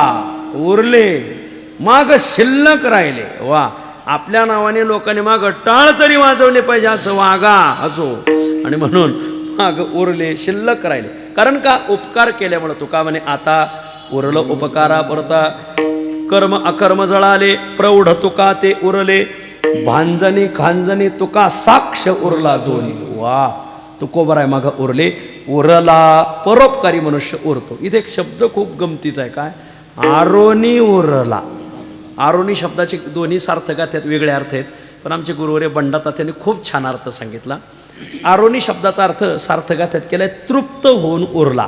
तात्या म्हणले नाही नाही, तृप्त होऊन नाही. तू आरोनी शब्द गावरान लोकांना विचारा. का हो? ते तुम्ही नवीन बंगला बांधायला काढा पहिलं. अहो म्हणले ते घर आरलं. पहिलं घर आरलं म्हणजे त्याचा पाया आरला म्हणजे खचला. वा, बोसारा आरला, सपार आरलं. आरणं म्हणजे खचणं. उपकार करणारा मनुष्य खचतो पण उरतो. उपकार करणं म्हणजे तुम्ही काय सोपं समजलं का? आता एवढी शाळा बांधायची म्हणल, एखाद्याने बांधून दिली म्हणजे त्याला काय खिशाला झट लागणार आहे का नाही? उगा गावात टामाटामा बोल हे कानाखाली 100 रुपये तरी दिले का शाळेला? असे काही आहेत ना महाराज, काही लई येडी महाराज. ऐका, उपकार करायचा म्हणजे त्याला आरावं लागत, थोडा खर्च होतो. घरच्यांना बायकोला पटलच, आपण खर्च केलेला बायकोला पटलच असं काही सांगता येत नाही. पोरं विरोधात जातेत. आपण खूप दानधर्म करायला लागल्यावर पोराला पटत आहे काय ते महाराज? ते आपलीच पोरं असल्यामुळे कसं पटायचं असो. आणि म्हणून बायकोला पटत नाही, पोराला पटत नाही, भाऊबांधाला पटत नाही. आपण जर काही दानधर्म करायला तर काय आपल्या भावकीलाही पटत नाही. आपली भावकी आपलीच असल्यामुळे ती तसलीच ना. पण तरीही खर्च होतो. काही माणसं जवळची दुरावतात, पण अशाच खर्चिक माणसाला लोक विसरत नाहीत. मला बरेच लोक म्हणतात, महाराज तुम्ही तर आमच्याकडे पाहिलं बी नाही बा कीर्तना, आमचा काही एकेरीसुद्धा उल्लेख केला नाही.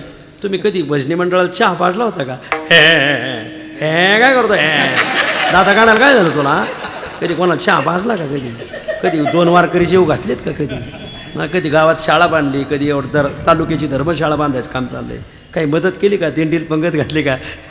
ते कानाखाली आवाज काढीन काय पाण्या. हां, त्याला आधी आरावं लागत. आरल्यावरच उरतो महाराज. आरोनी उरला आधी खातात महाराज. या भागात मी खूप कीर्तनं केली, वर्षश्राद्ध बी खूप केली, तर काहींचे करायचेत बी मला असो. पण एवढं वर्षश्राद्ध मी दत्ता महाराज पहिल्यांदा पाहतोय संगमनेर तालुक्यात. त्याचं कारण हे घर, हे डुबे परिवार आहे ना, हे आरलाय म्हणून उरलाय. विठ्ठल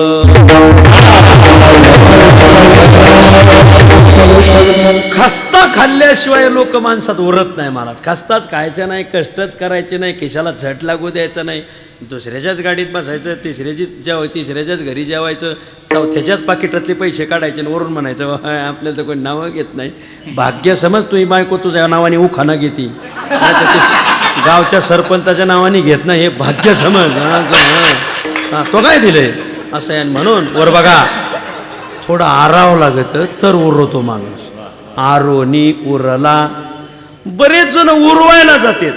आता सुनील महाराज गोडसे महाराज, तुम्ही रोज तांगडे महाराज, तुम्ही फिरणारी माणसं आहेत, गणेश महाराज, बरेच लोक चांगला सप्ताह, आमचा सप्ताह लय मोठा झाला म्हणजे कसं काय 1 लाख उरली.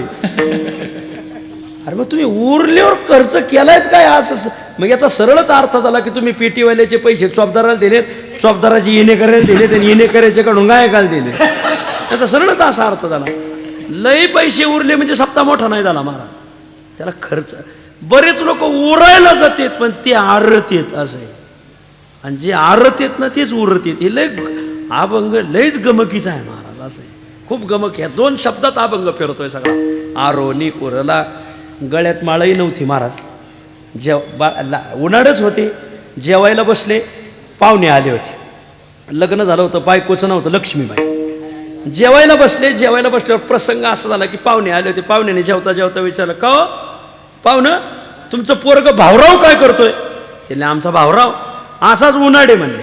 कशाचं काय करतोय? आता भाऊराव जेवत होते. भाऊराव पाटलांची कथा सांगतोय मी. भाऊराव पाटील जेवत होते आणि पाहुण्याने विचारलं की भाऊराव पाटलाच्या बापाला भाऊराव काय करतोय? म्हणजे काय नाही, भाऊराव असाच उन्हाळ्यासारखा हिंडतो. आता पहिले पोरं बापाच्या शिव्या खायला लय निबार कातड्याची होती महाराज, त्याच्यामुळे त्यांना काय वाटलं नाही. पण नेमकी भाऊराव पाटलाची बायको वाढीत होती, आणि नेमकी नवऱ्यालाच वाढीत होती. सासरा म्हणला की माझं पोर उन्हाळे. पोराला काय वाटलं नाही, पण लक्ष्मीबाईच्या डोळ्याला पाणी आलं. माझा नवरा सासऱ्याचं रोजच बोलणं खातोय, माझा नवऱ्याला रोज त्याचा बाप बोलतोय, आणि तिच्या डोळ्यात पाणी आलं. वैकुंठवासी किसन महाराज साखरे यांचं एक वाक्य सांगतो तुम्हाला. मी त्यांचे अधिक मास बरेच ऐकलेले आहेत.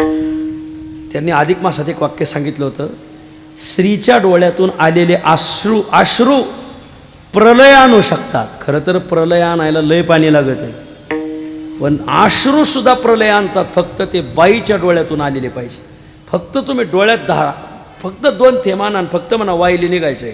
हा बी गडी तरी झडझडो नि वायली निघ, आपलं वहिला निघ. असं बाई रळली ना, गडी कसला असो, वर बघा खाली काय पाहत आहे, गडी असे झटकूनच वाहिली निघत आहेत महाराज. सकाळी उठून वेगळा निघेन, वाहतो तुझी आन निश्चित. गाथ्यात आलंय की नाही बाबा? गाथ्याप्रमाणे मी बगलातलं सांगणारा पोच नाही, कारण किल्ल्याच्या पायथ्याला कीर्तन चालू आहे, तुम्ही करताना माझा कडेलोट, म्हणून मी सोयीने सांगतोय. ऐका महाराज, लक्ष्मीबाईला ते लागलं. हे पाहिलं भाऊराव पाटलाने, माझी बायको रडायला लागली राव. आता आज मात्र याची लाज बाळगली पाहिजे. आणि मग जे भाऊराव पाटील, या या या बस या, विठ्ठल विठ्ठल.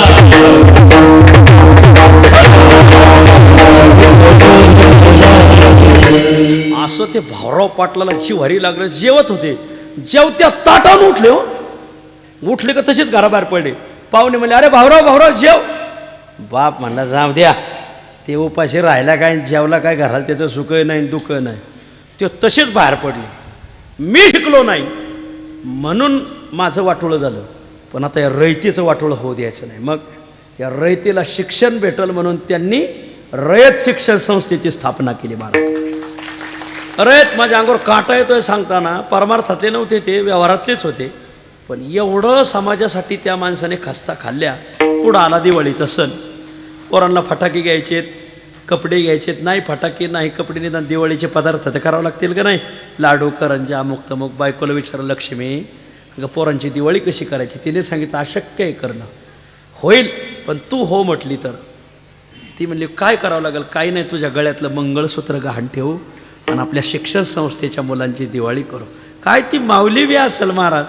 मग अहो, दागिन्यासाठी बाया मालकाला इतकं पाण्यात मागात्यात, त्या निळवंड्याचं पाणी तरी बरं इतकं पाण्यात मागात्यात महाराज. अक्षरशः ती माऊली हो म्हटली, बायकोचं मंगळसूत्र गहाण ठेवलं, मुलांची दिवाळी केली. म्हणून आरोनी उरला. आज माझ्यासारखा कीर्तनकार त्यांचं एवढं गुण गातोय, त्या अर्थी ते खर्चिक होते, आरले मग उरले. आता हे गावगाव शिक्षण सम्राट खूप येतं, पण बायकोचं मंगळसूत्र गहाण ठेवून मुलांची दिवाळी करणार नाहीत.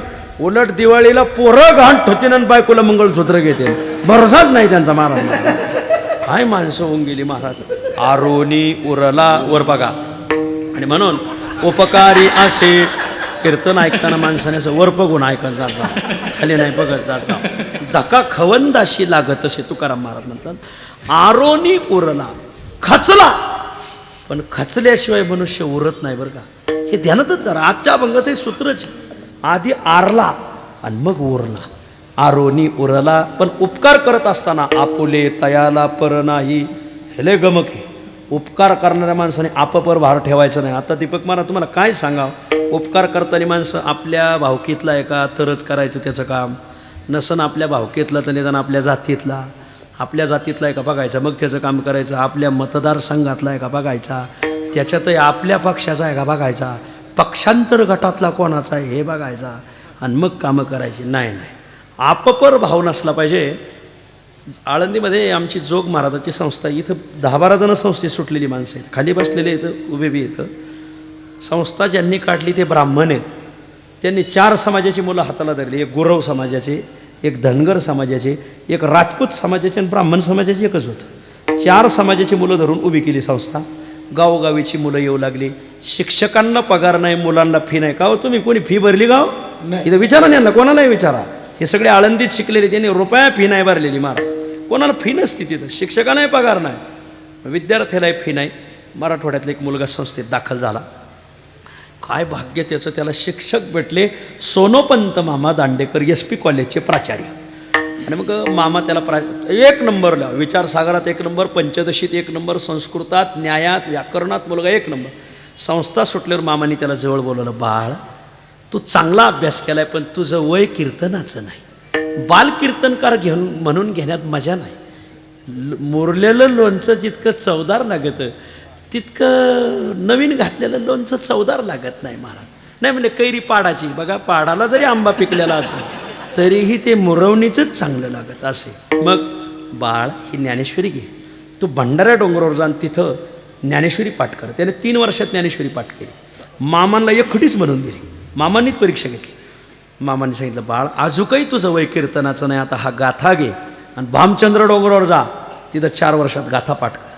त्या मुलाने 3 संस्थेत 4 वर्ष, 3 वर्ष भंडाऱ्यावर काढली ज्ञानेश्वरी पाठ करायला, 4 वर्ष परत भामचंद्रावर काढली, गाथा पाठ केली. आता काय झालं, भंडाऱ्यावर आणि भामचंद्रावर राहत असताना तिथं टाक्याचं पाणी प्यावं लागतं. तिथं डोंगराला टाकं कोरलेले, टाकं शिवकालीन टाके येतं, त्यांच्या आधीचे असतील, महाराजांच्याच काळातले असतील, तुकोबारांच्या. मग त्या टाक्याचं पाणी पावसाचं त्याच्यात जमा होतं आणि वर्षभर तेच पाणी प्यायचं. मग तिथंच त्या टाक्याला जसं साधक पाणी पितात तसं सापही तिथंच पाणी पितात. उन्हाळ्यात कुठं जाणार पाणी प्यायला, डोंगरावर कसं आलं पाणी. बिबटे बी तिथंच पाणी पितात. त्या भागात लई बिबटे आहेत, तुम्हाला लागत असले दापात पाठवून देतो, पण मला वाटतं इकडे बी लई दाट पियर दिसती त्यांची. बरं असो. आणि मग काय कोण जाणे, पण त्या मुलाला जरा उदरव्याधी झाला. उदरव्याधी झाल्यावर मग ते मामांना बातमी कळाली. मामांनी, मराठवाड्यातला मुलगा आहे, अरे गाथा पाठ केला, ज्ञानेश्वरी संस्थेत 1 नंबरही सुटला आहे, हा जर कीर्तनकार झाला तर मराठवाड्यात ज्ञानगंगा जाईल. जरी आपलं पाणी आपण त्यांना जाऊन नसन दिलं असो तरी त्यांना हे ज्ञानगंगेचं पाणी तरी द्यायला हरकत आहे का काय, मामांचे विचारा. मग मामांनी त्याला दवाखान्यात दाखल केला पुण्याला. त्याला एक 15-20 दिवस राहिला. त्याच्यावर एक शस्त्रक्रिया झाली आणि ज्या दिवशी त्याला डिस्चार्ज, त्याला आता सोडणार दवाखान्यातून, त्या दिवशी मामा सकाळीच त्याला भेटायला गेले. आधी कॉलेजला नाही गेले, आधी तिथं गेले. बाळ बरं आहे ना, असं तसं छान, आता तू काय कर, एक 15 दिवस संस्थेत जाऊन आराम कर, मी संस्थेत पत्र पाठवतो. त्या काळात फोनची व्यवस्था नव्हती. मग आणि तू 15-20 दिवस राहा, मग माझी परत गाठ घे. मामा निघून गेले. डॉक्टर साहेब आले 10-10:30. बरं आहे का, आज तुम्हाला सुट्टी बरं का, खूप खणखणीत तब्येत झाली, छान झाली, आणि त्याला कराई दसा आहे, आज तुम्हाला डिस्चार्ज आहे. अहो त्या मुलाने पेन हातात घेतला, पण डोळे डबडबले, थरथर अंग कापत, रडू लागला. डॉक्टर म्हणले, काय झालं रडाय, तुम्ही तर बरे झाले. डॉक्टर, मी बरा झालो, पण मी मराठवाड्यातला मुलगा आहे. अहो सकाळी खाल्लं तर संध्याकाळी खायची भ्रांत, आज भेटलं तर उद्या भेटायची भ्रांत. मी तर तुमच्या दवाखान्यात राहिलो आहे, तुमचं बिल, गोळ्या औषधाचं बिल, तुमच्या खानावळीचं बिल, 1 रुपया नाही माझ्याकडे भरायला. डॉक्टर म्हणले, तुला बिल मागितलंय कोणी, आणि मग माझं 20 दिवसाचं बिल. सकाळी सोनू मामा आले, दांडेकर मामा, आणि तुझं बिल भरून गेले. वा, हा मुलगा मराठवाड्यातला, ते पुण्याचे, तो मराठा समाजाचा, हे ब्राह्मण समाजाचे. पण उपकार करणारा मनुष्य आपपर भाव पाहत नाही. उपकारी असे आरोनी उरला, आपुले तयाला पर नाही. आपपर भाव नसतो महाराज. आपला कार्यकर्ता, दुसऱ्याचा कार्यकर्ता, ही भावनाच नसती त्यांना महाराज. आपुले तयाला पर नाही, आपपर भाव नाही, उपकार करत असतात. बरं, आता एक दिवस ते उपकार करताना थांबतील ना, बरेच लोक थांबतात. दिले ना त्या सप्त्याला वर्गणी, आता असे किती सप्ते करता, कवर द्यायचे आम्ही, बाद झालं ना आता कवर, असे लोक थांबतात. मग हा उपकारी मनुष्य काही काळाने तरी त्याच्या प्रवासाला पूर्णविराम येईलच ना, तो थांबलच ना. तुकाराम महाराज म्हणतात नाही, ही जी उपकाराचं ब्रीद घेतलेली माणसं आहेत ना, ही थांबत नाही. ते जणू काही यात आपल्याला खूप मोठा लाभ आहे या भावनेने ते करतात. जसं जेवायला बसलेला मनुष्य, माणसं जेवायला दोन ठिकाणी बसतात, एक आपल्या घरी जेवतात आणि अशा कार्यक्रमात पंक्तीला जेवतात. माझ्याकडे बघा बरं जरा, तुम्ही घरी जात जेवता का पंक्तीला जात जेवता? खरं सांगा, तुम्हाला पप्याची आईची शपथ आहे. घरी माणसं म्हणतात कोरभर भोका असावा, कोरभर कमी खाते, आणि बाहेर लाभ रे, बरकाता रे, बास. मग याच लाभाच्या भावनेने, याच आषाढभूत भावनेने हा महात्मा उपकार करतो अभंगाच्या दुसऱ्याच्या. लाभावरी घ्यावे, लाभावरी घ्यावे, सापडले काम, लाभावरी घ्यावे, लाभावरी घ्यावे, लाभावरी घ्यावे, सापडले काम,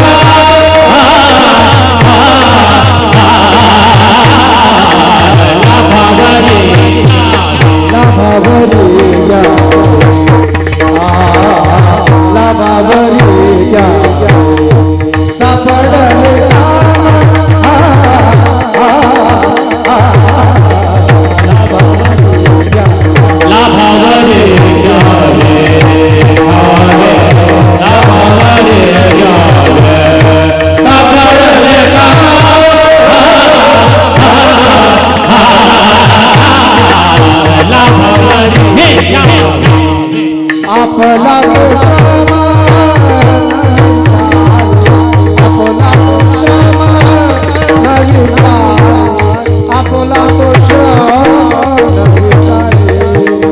आपला तो श्यामा नवी काय,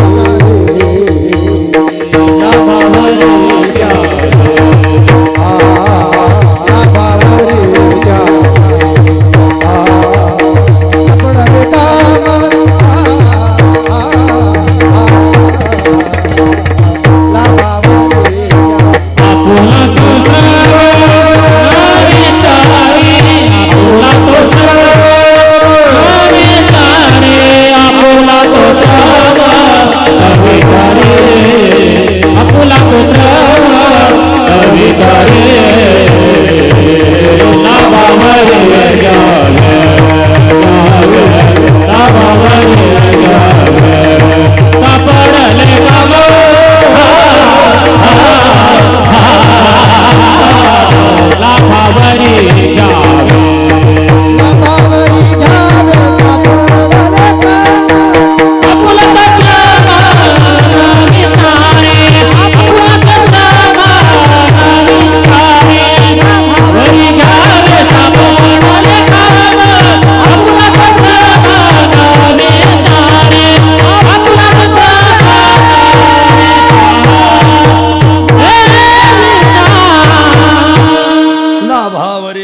सापडले काम.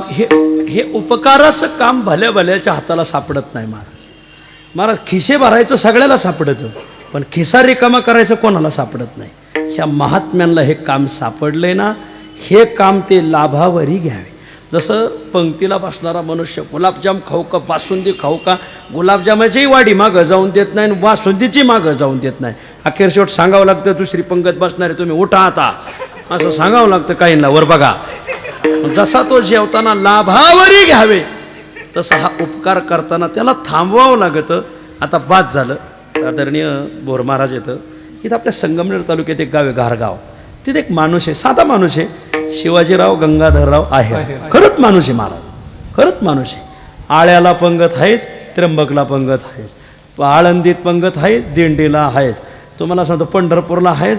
हटतच नाही. कोणी मध्ये आधी फोन केला पंगत पाहिजे घ्या, हटत नाही. नाही तर काही लोक त्यांना दिली ना, तुम्ही बी दिंडी काढली काय, कशाला काढली? अरे तुला द्यायचं ना, भेक नको पण कुत्रा आवर ना. वाढीव बांधकाम गायला करतो तो, आम्हाला शिकतो का छानपणा.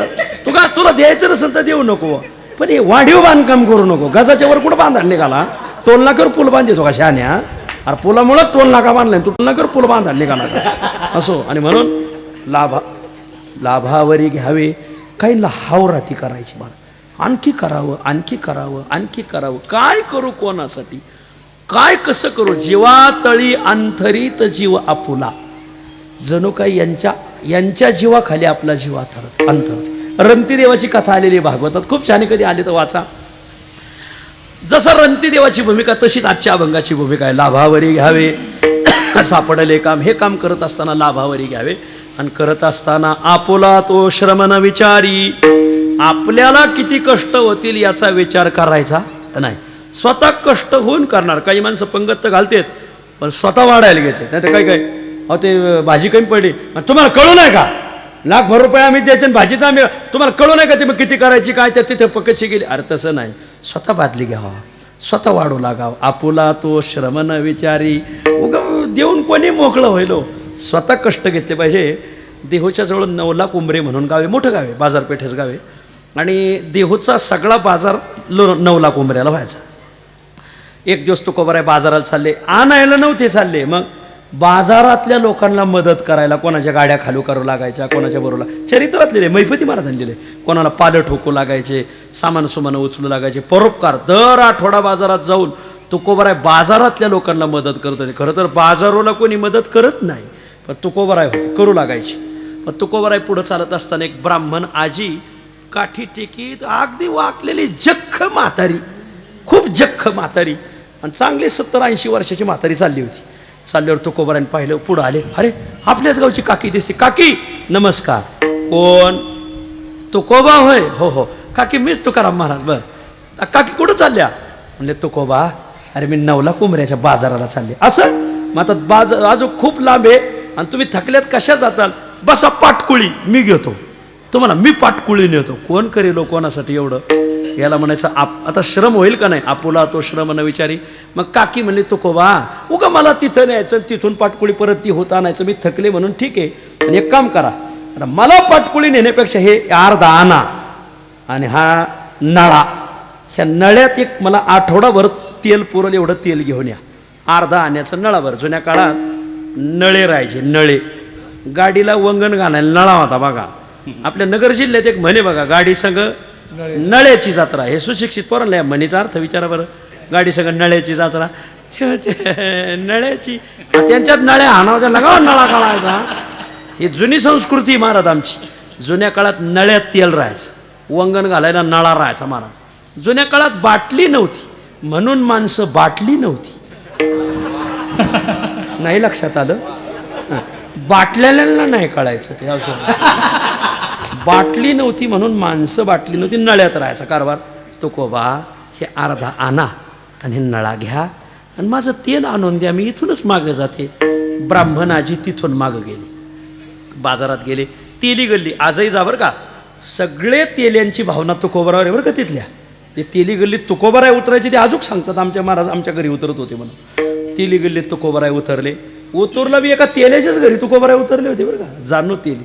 तुम्हाला पाटलाच्या का नाही? हे गौतमी पाटलाच्या नादात असल्यामुळं आपल्याचं नादात, हे आपल्याचं नादात म्हणून तेल्याकडे उतरले. लय शंका विचारू नका, माझ्याकडे उत्तरच शब्दची असो. आणि मग तेल्याच्या घरी उतरले. उतरल्यावर मग तेले बाबा हे अर्धा आणा आणि हे नळा, आणि काय तेल होईल तेवढं मी संध्याकाळी जाताना घेऊन जाईल. तुकोबारायने आणून त्या काकीला दिलं. एक आठवडा भरपूर राहायचं. ती म्हातारी आपली जपून खायची. काय सांगावं मावल्या हो, माझ्या तुकोबारायचा हात लागला. ते आठवडाभर पुरणारं तेल म्हातारीला 4 महिने पुरलं महाराज. सरानाच. अरे संत उदार उदार भरले अनंत भांडार. अरे जगद्गुरूचा हात लागल्यावर तिथं कमी कसं पडल महाराज? आपल्याला 2 हात आहेत, ते विष्णू अवतार आहेत. तुका विष्णू नाही तुझा, त्यांना सहस्र हात आहेत. म्हातारीने 2 आठवडे जपून खाल्लं. 3ऱ्या आठवड्यापासून म्हातारीने ठरवलं हे तेल संपना का, मग आता हात आखडायचा नाही, मग सढळ हाताने मदत करा. म्हातारी तळून तुपून खायला लागली महाराज. मग म्हातारीने हे भजे, रोज भजे खायचे. एक दिवस पालक भजे, तर कोबी भजे, टोमॅटो भजे, कांदा भजे, फक्त गांजा भजे नाही. म्हातारी उतार वयात तिला रूप आलं. आपली एक म्हण आहे बघा, आनंदाश्रम स्वामी एक म्हण सांगायचे बघा, खातीचे गाल आणि नहातीचे बाल झाकत नाही. स्वामी म्हणायचे खातीचे गाल झाकत नाही. म्हातारीला उतार वयात रूप आलं. बाई माणसाला धर्मराजाचा शाप आहे, मनात राहणार नाही. धर्माने दिलेला शाप आहे, आमचा नाही, मनात राहत नाही. त्या ब्राह्मण बाईच्या मनातच राहिलं नाही. तिने अख्ख्या गावातल्या बायांना सांगितलं, बाया हो, जसा तुकोबाचा हात लागलाय नळाला आणि तुकोबांनी तेल आणून दिल्यापासून तेलच संपाना. बायाने ठरवलं मग आजपासून आपण बी इकडं तिकडं कुठं तेल घालण्यात मजा नाही. भावा तेल घातलं, भावा बांधात तेल घातलं. मग आता आपले बी नळे आपण तुकाराम महाराजाला आला ना पुढचा आठवडे बाजार, अख्ख्या गावातल्या बाया दुतर्फा उभ्या, अर्धा आणा एक आणा नळे घेऊन. तुकोबा आमचं बी तेल आणा द्या इकडे. सगळे नळे गळ्यात घातले, हा हात भरला, ह्या हातात घेतले, काही गळ्यात पुढले अंगाला टांगिले, काही मागं टांगिले. महाराज निघाले ते सगळे नळे घेऊन एका पिशीत पैसे टाकले, गेले तेलाच्या गल्लीला, सगळे पैसे ओतले, तिथं नळे टाकले, घाला या तेल नळ्यात तेल. तेल म्हणला, महाराज या कोण्या पैशाचं कोण्या नळ्यात किती तेल घालायचं? तुकाराम महाराज म्हणजे ते मलाही नाही सांगता यायचं. मग तुम्ही कोण्या पैशाचं कोण्या नळ्यात किती तेल घाला, वर्षभर जर हाटलं तर मला बी जगद्गुरु तुकाराम महाराज म्हणणार. ताकद असेल महाराजांची. वा, मला सांगा ते नळे घेऊन यायचे दर आठवड्याला. तुकोबरायला लोक नळ्या हल्लावत होते. किती श्रम झाले असतील, पण उपकार करणारा मनुष्य तिकडं पाहत नाही. आपुला तो श्रम न विचारी. का बरं एवढा उपकार करतो तो? तुकाराम महाराज सांगतात, जेव्हा ऐसे देखे. वेळ झालाय, आपल्याला लांबवायचं नाही. काही माणसं उशिरा आलेत, नाही कीर्तन हाती लागलं तर निदान 2 घास तरी हाती लागले पाहिजे, आणि म्हणून त्यांचा विचार करणं गरजेचं आहे. आणि म्हणून आपल्यालाही लांबवाय. बसा बरं, असा बसा बाबा, बसा बसा. आणि मग निदान कीर्तनात येताना तरी चप्पल काढून येत जाऊ. हा व्यावहारिक ज्ञान आहे माऊली. मी म्हणतो तुम्हाला अभंग म्हणायचं ज्ञान नसलं तरी पण हे ज्ञान तरी पाळा. लग्नाचे मंडप वेगळे आणि कीर्तनाचे वेगळे. विठ्ठल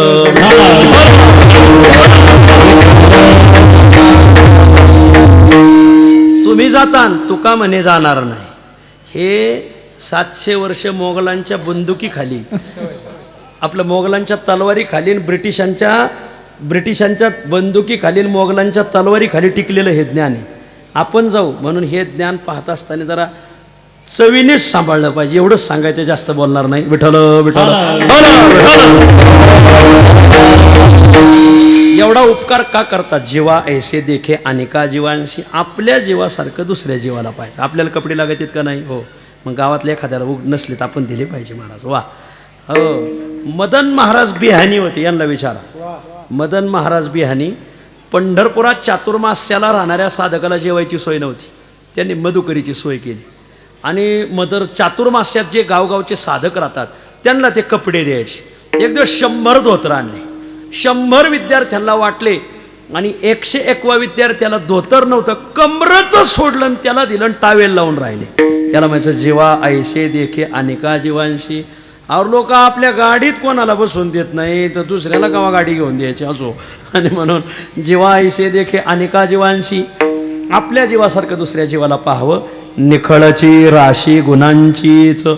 असा महात्मा, गुणांची राशी. खरं सांगू, उपकार हा एक असा गुण आहे, एवढा एक जरी बाळगला तर दुसरे गुण अगदी चिंगाट पळत त्याच्यापाशी येतात. महाराज वा. निखळची राशी गुणांचीच. अशा उपकार करणाऱ्या माणसा मग देव उभा राहतो. तुका म्हणे देवतयाचा पांगिला, न भंगे संचला धीर सदा. उपकारी माणसाच्या मग देव उभा राहतो.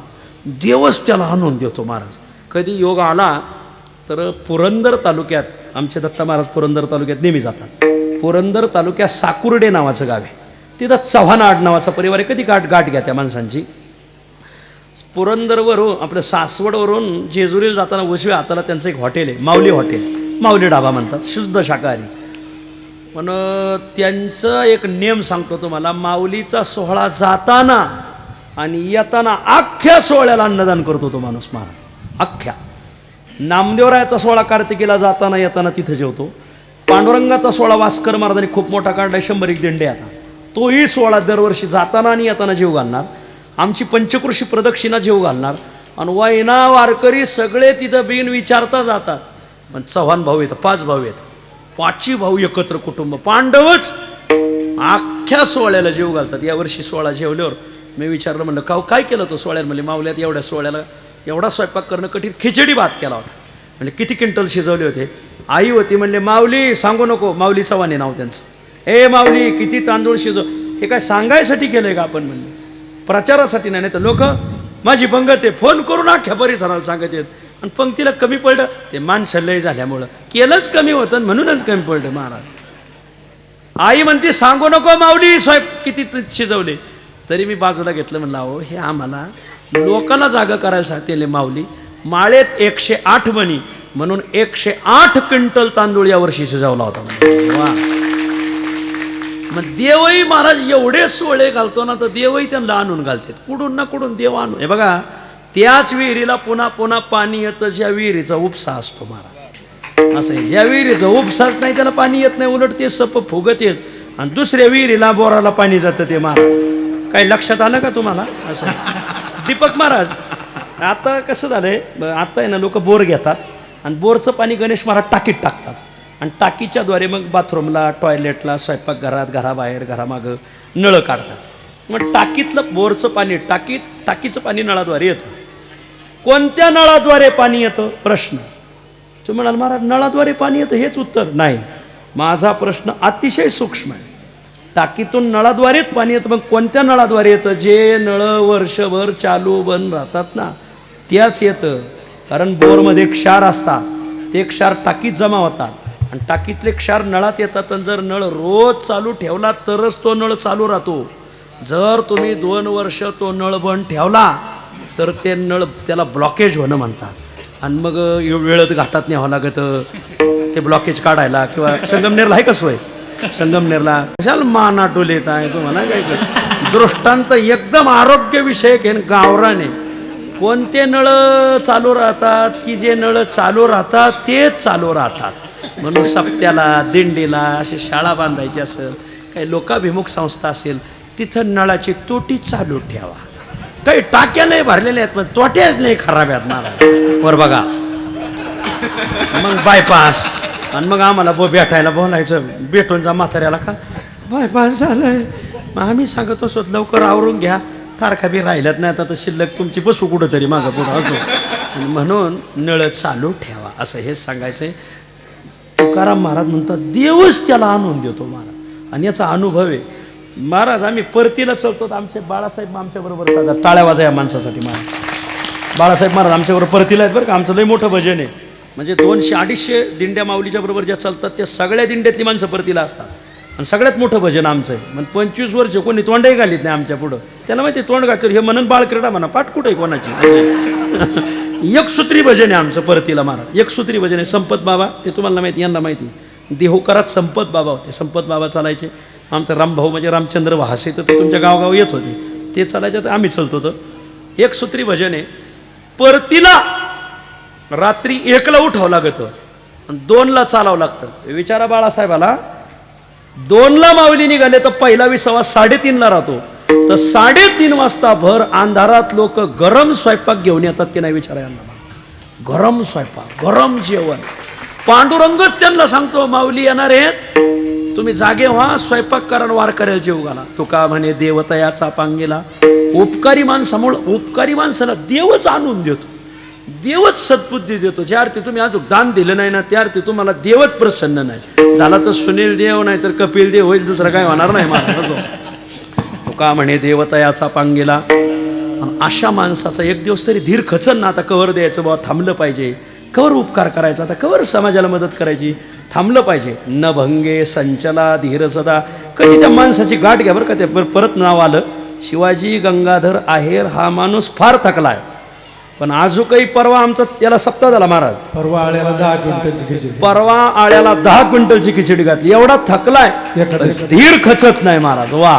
न भंगे संचला धीर सदा.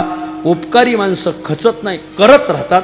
लाभावरी घ्यावे सापडले काम, आपुला तो श्रमण विचारी. वैकुंठवासी या गावातील एक आदर्श व्यक्तिमत्व सोमनाथ काका डुबे. आणि या काकाजींचं हे पुण्यस्मरण. त्याचे दोन्ही मुलं खूप सद्गुणीत. मला आदरणीय बाबांनी बी माहिती दिली.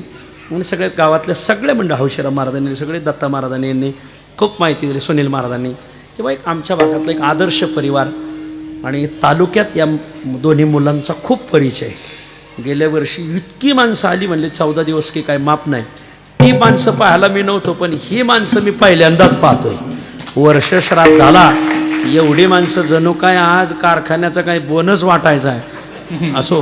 म्हणून जशी माणसं गोळा होतात तसं फक्त या परिवाराचा प्रेमाचा बोनस वाटायचा आहे, म्हणून हा समाज येतोय. महाराज चांगलं वागलं, माने पाचारिता नव्हे आरानुक. सध्या कलियुगातल्या लोकांकडं सगळं आहे, फक्त वेळ नाही. लोक पैसे घ्या पण वेळ मागू नका. एवढी लोक वेळ काढून इथं येतात. त्या अर्थी डोबे परिवाराचं योगदान. दोन्ही मुलं चांगली, तर मुली चांगल्या घरात दिल्यात, बहिणी चांगल्या घरात दिल्यात. असं एक आदर्श परिवार. आदरणीय मनोहर बाबा भोर. मी नेहमी सांगत असतो, कीर्तनं आमची ऐका, पण पाया मात्र मनोहर बाबा आणि रामनाथ बुवांच्या पाया. ही साधी माणसं, अतिशय साधी माणसं, पण या दोघांनी या भागात हा परमार्थ, आमचे भागवत बाबा असतील, बाळासाहेब असतील, लई साधी माणसं, पण यांनी या भागामध्ये परमार्थ टिकवला. खूप धन्यवाद. सगळ्यांना एक आमंत्रण आहे. 2 सप्टेंबर ते 9 सप्टेंबर गेली 236 वर्ष आळंदीत सगळ्या संतांच्या पुण्यतिथी होत्यात, फक्त महिपती महाराजाची पुण्यतिथी होत नाही. आळंदीत सेना महाराजाची पुण्यतिथी होती, चोखोबरायची 2 दिवसाच्या 3 दिवसाच्या, गोरोबा काकाची होती, जनाबाईंची होती, पण महिपती महाराजाची पुण्यतिथी होत नव्हती.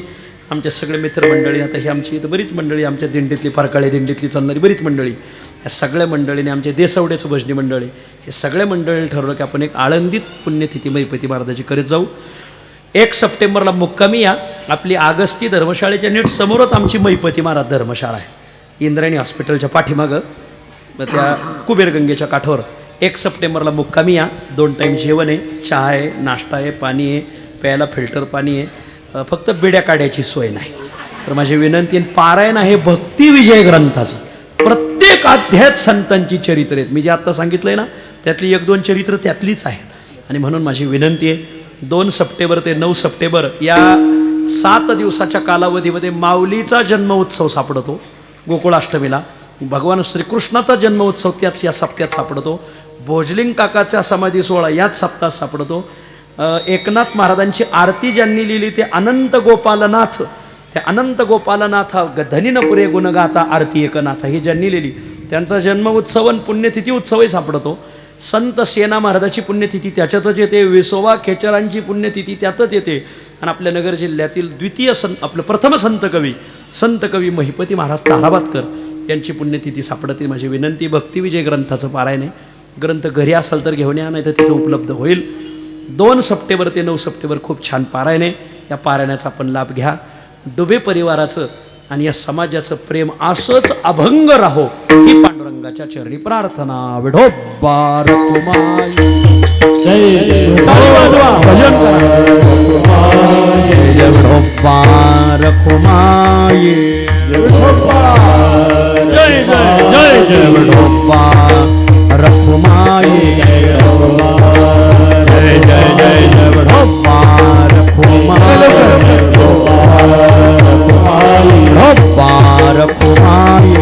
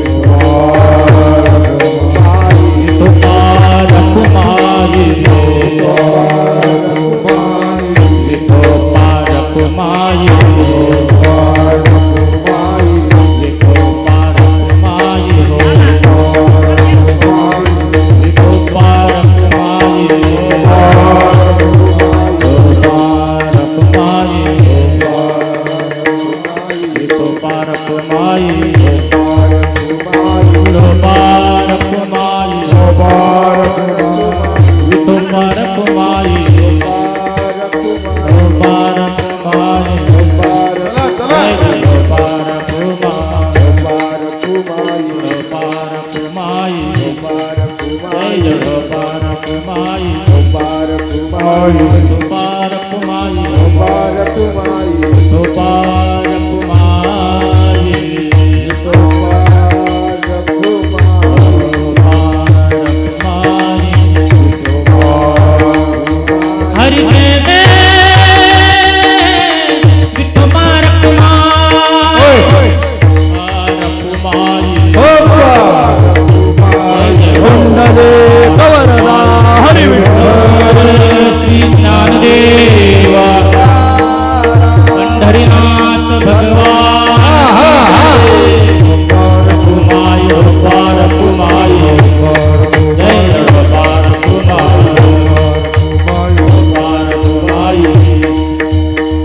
ज्ञानेश्वर माऊली ज्ञानराज माऊली ज्ञानेश्वर माऊली महाराज ज्ञानेश्वर माऊली ज्ञानराज माऊली ज्ञानेश्वर माऊली ज्ञानराज माऊली ज्ञानेश्वर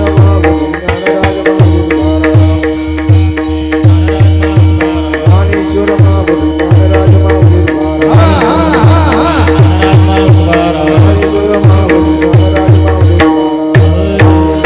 सगळे हात वर करा वा तुकाराम तुकाराम बोला महाराजांचं भजन करा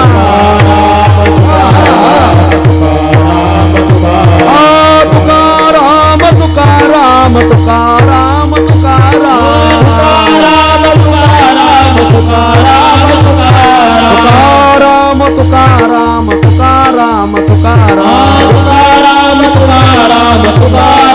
तुकाराम राम तुकाराम तुकाराम तुकाराम पुंडरीक वरदा हरी विठ्ठल श्री ज्ञानदेव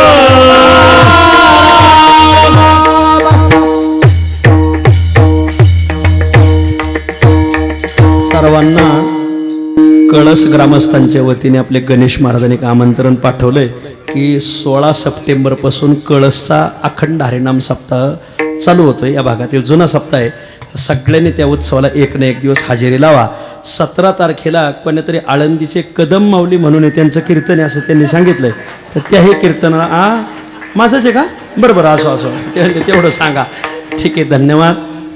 बोर बाबा चाल म्हणायची का तुका म्हणे देव तयाचा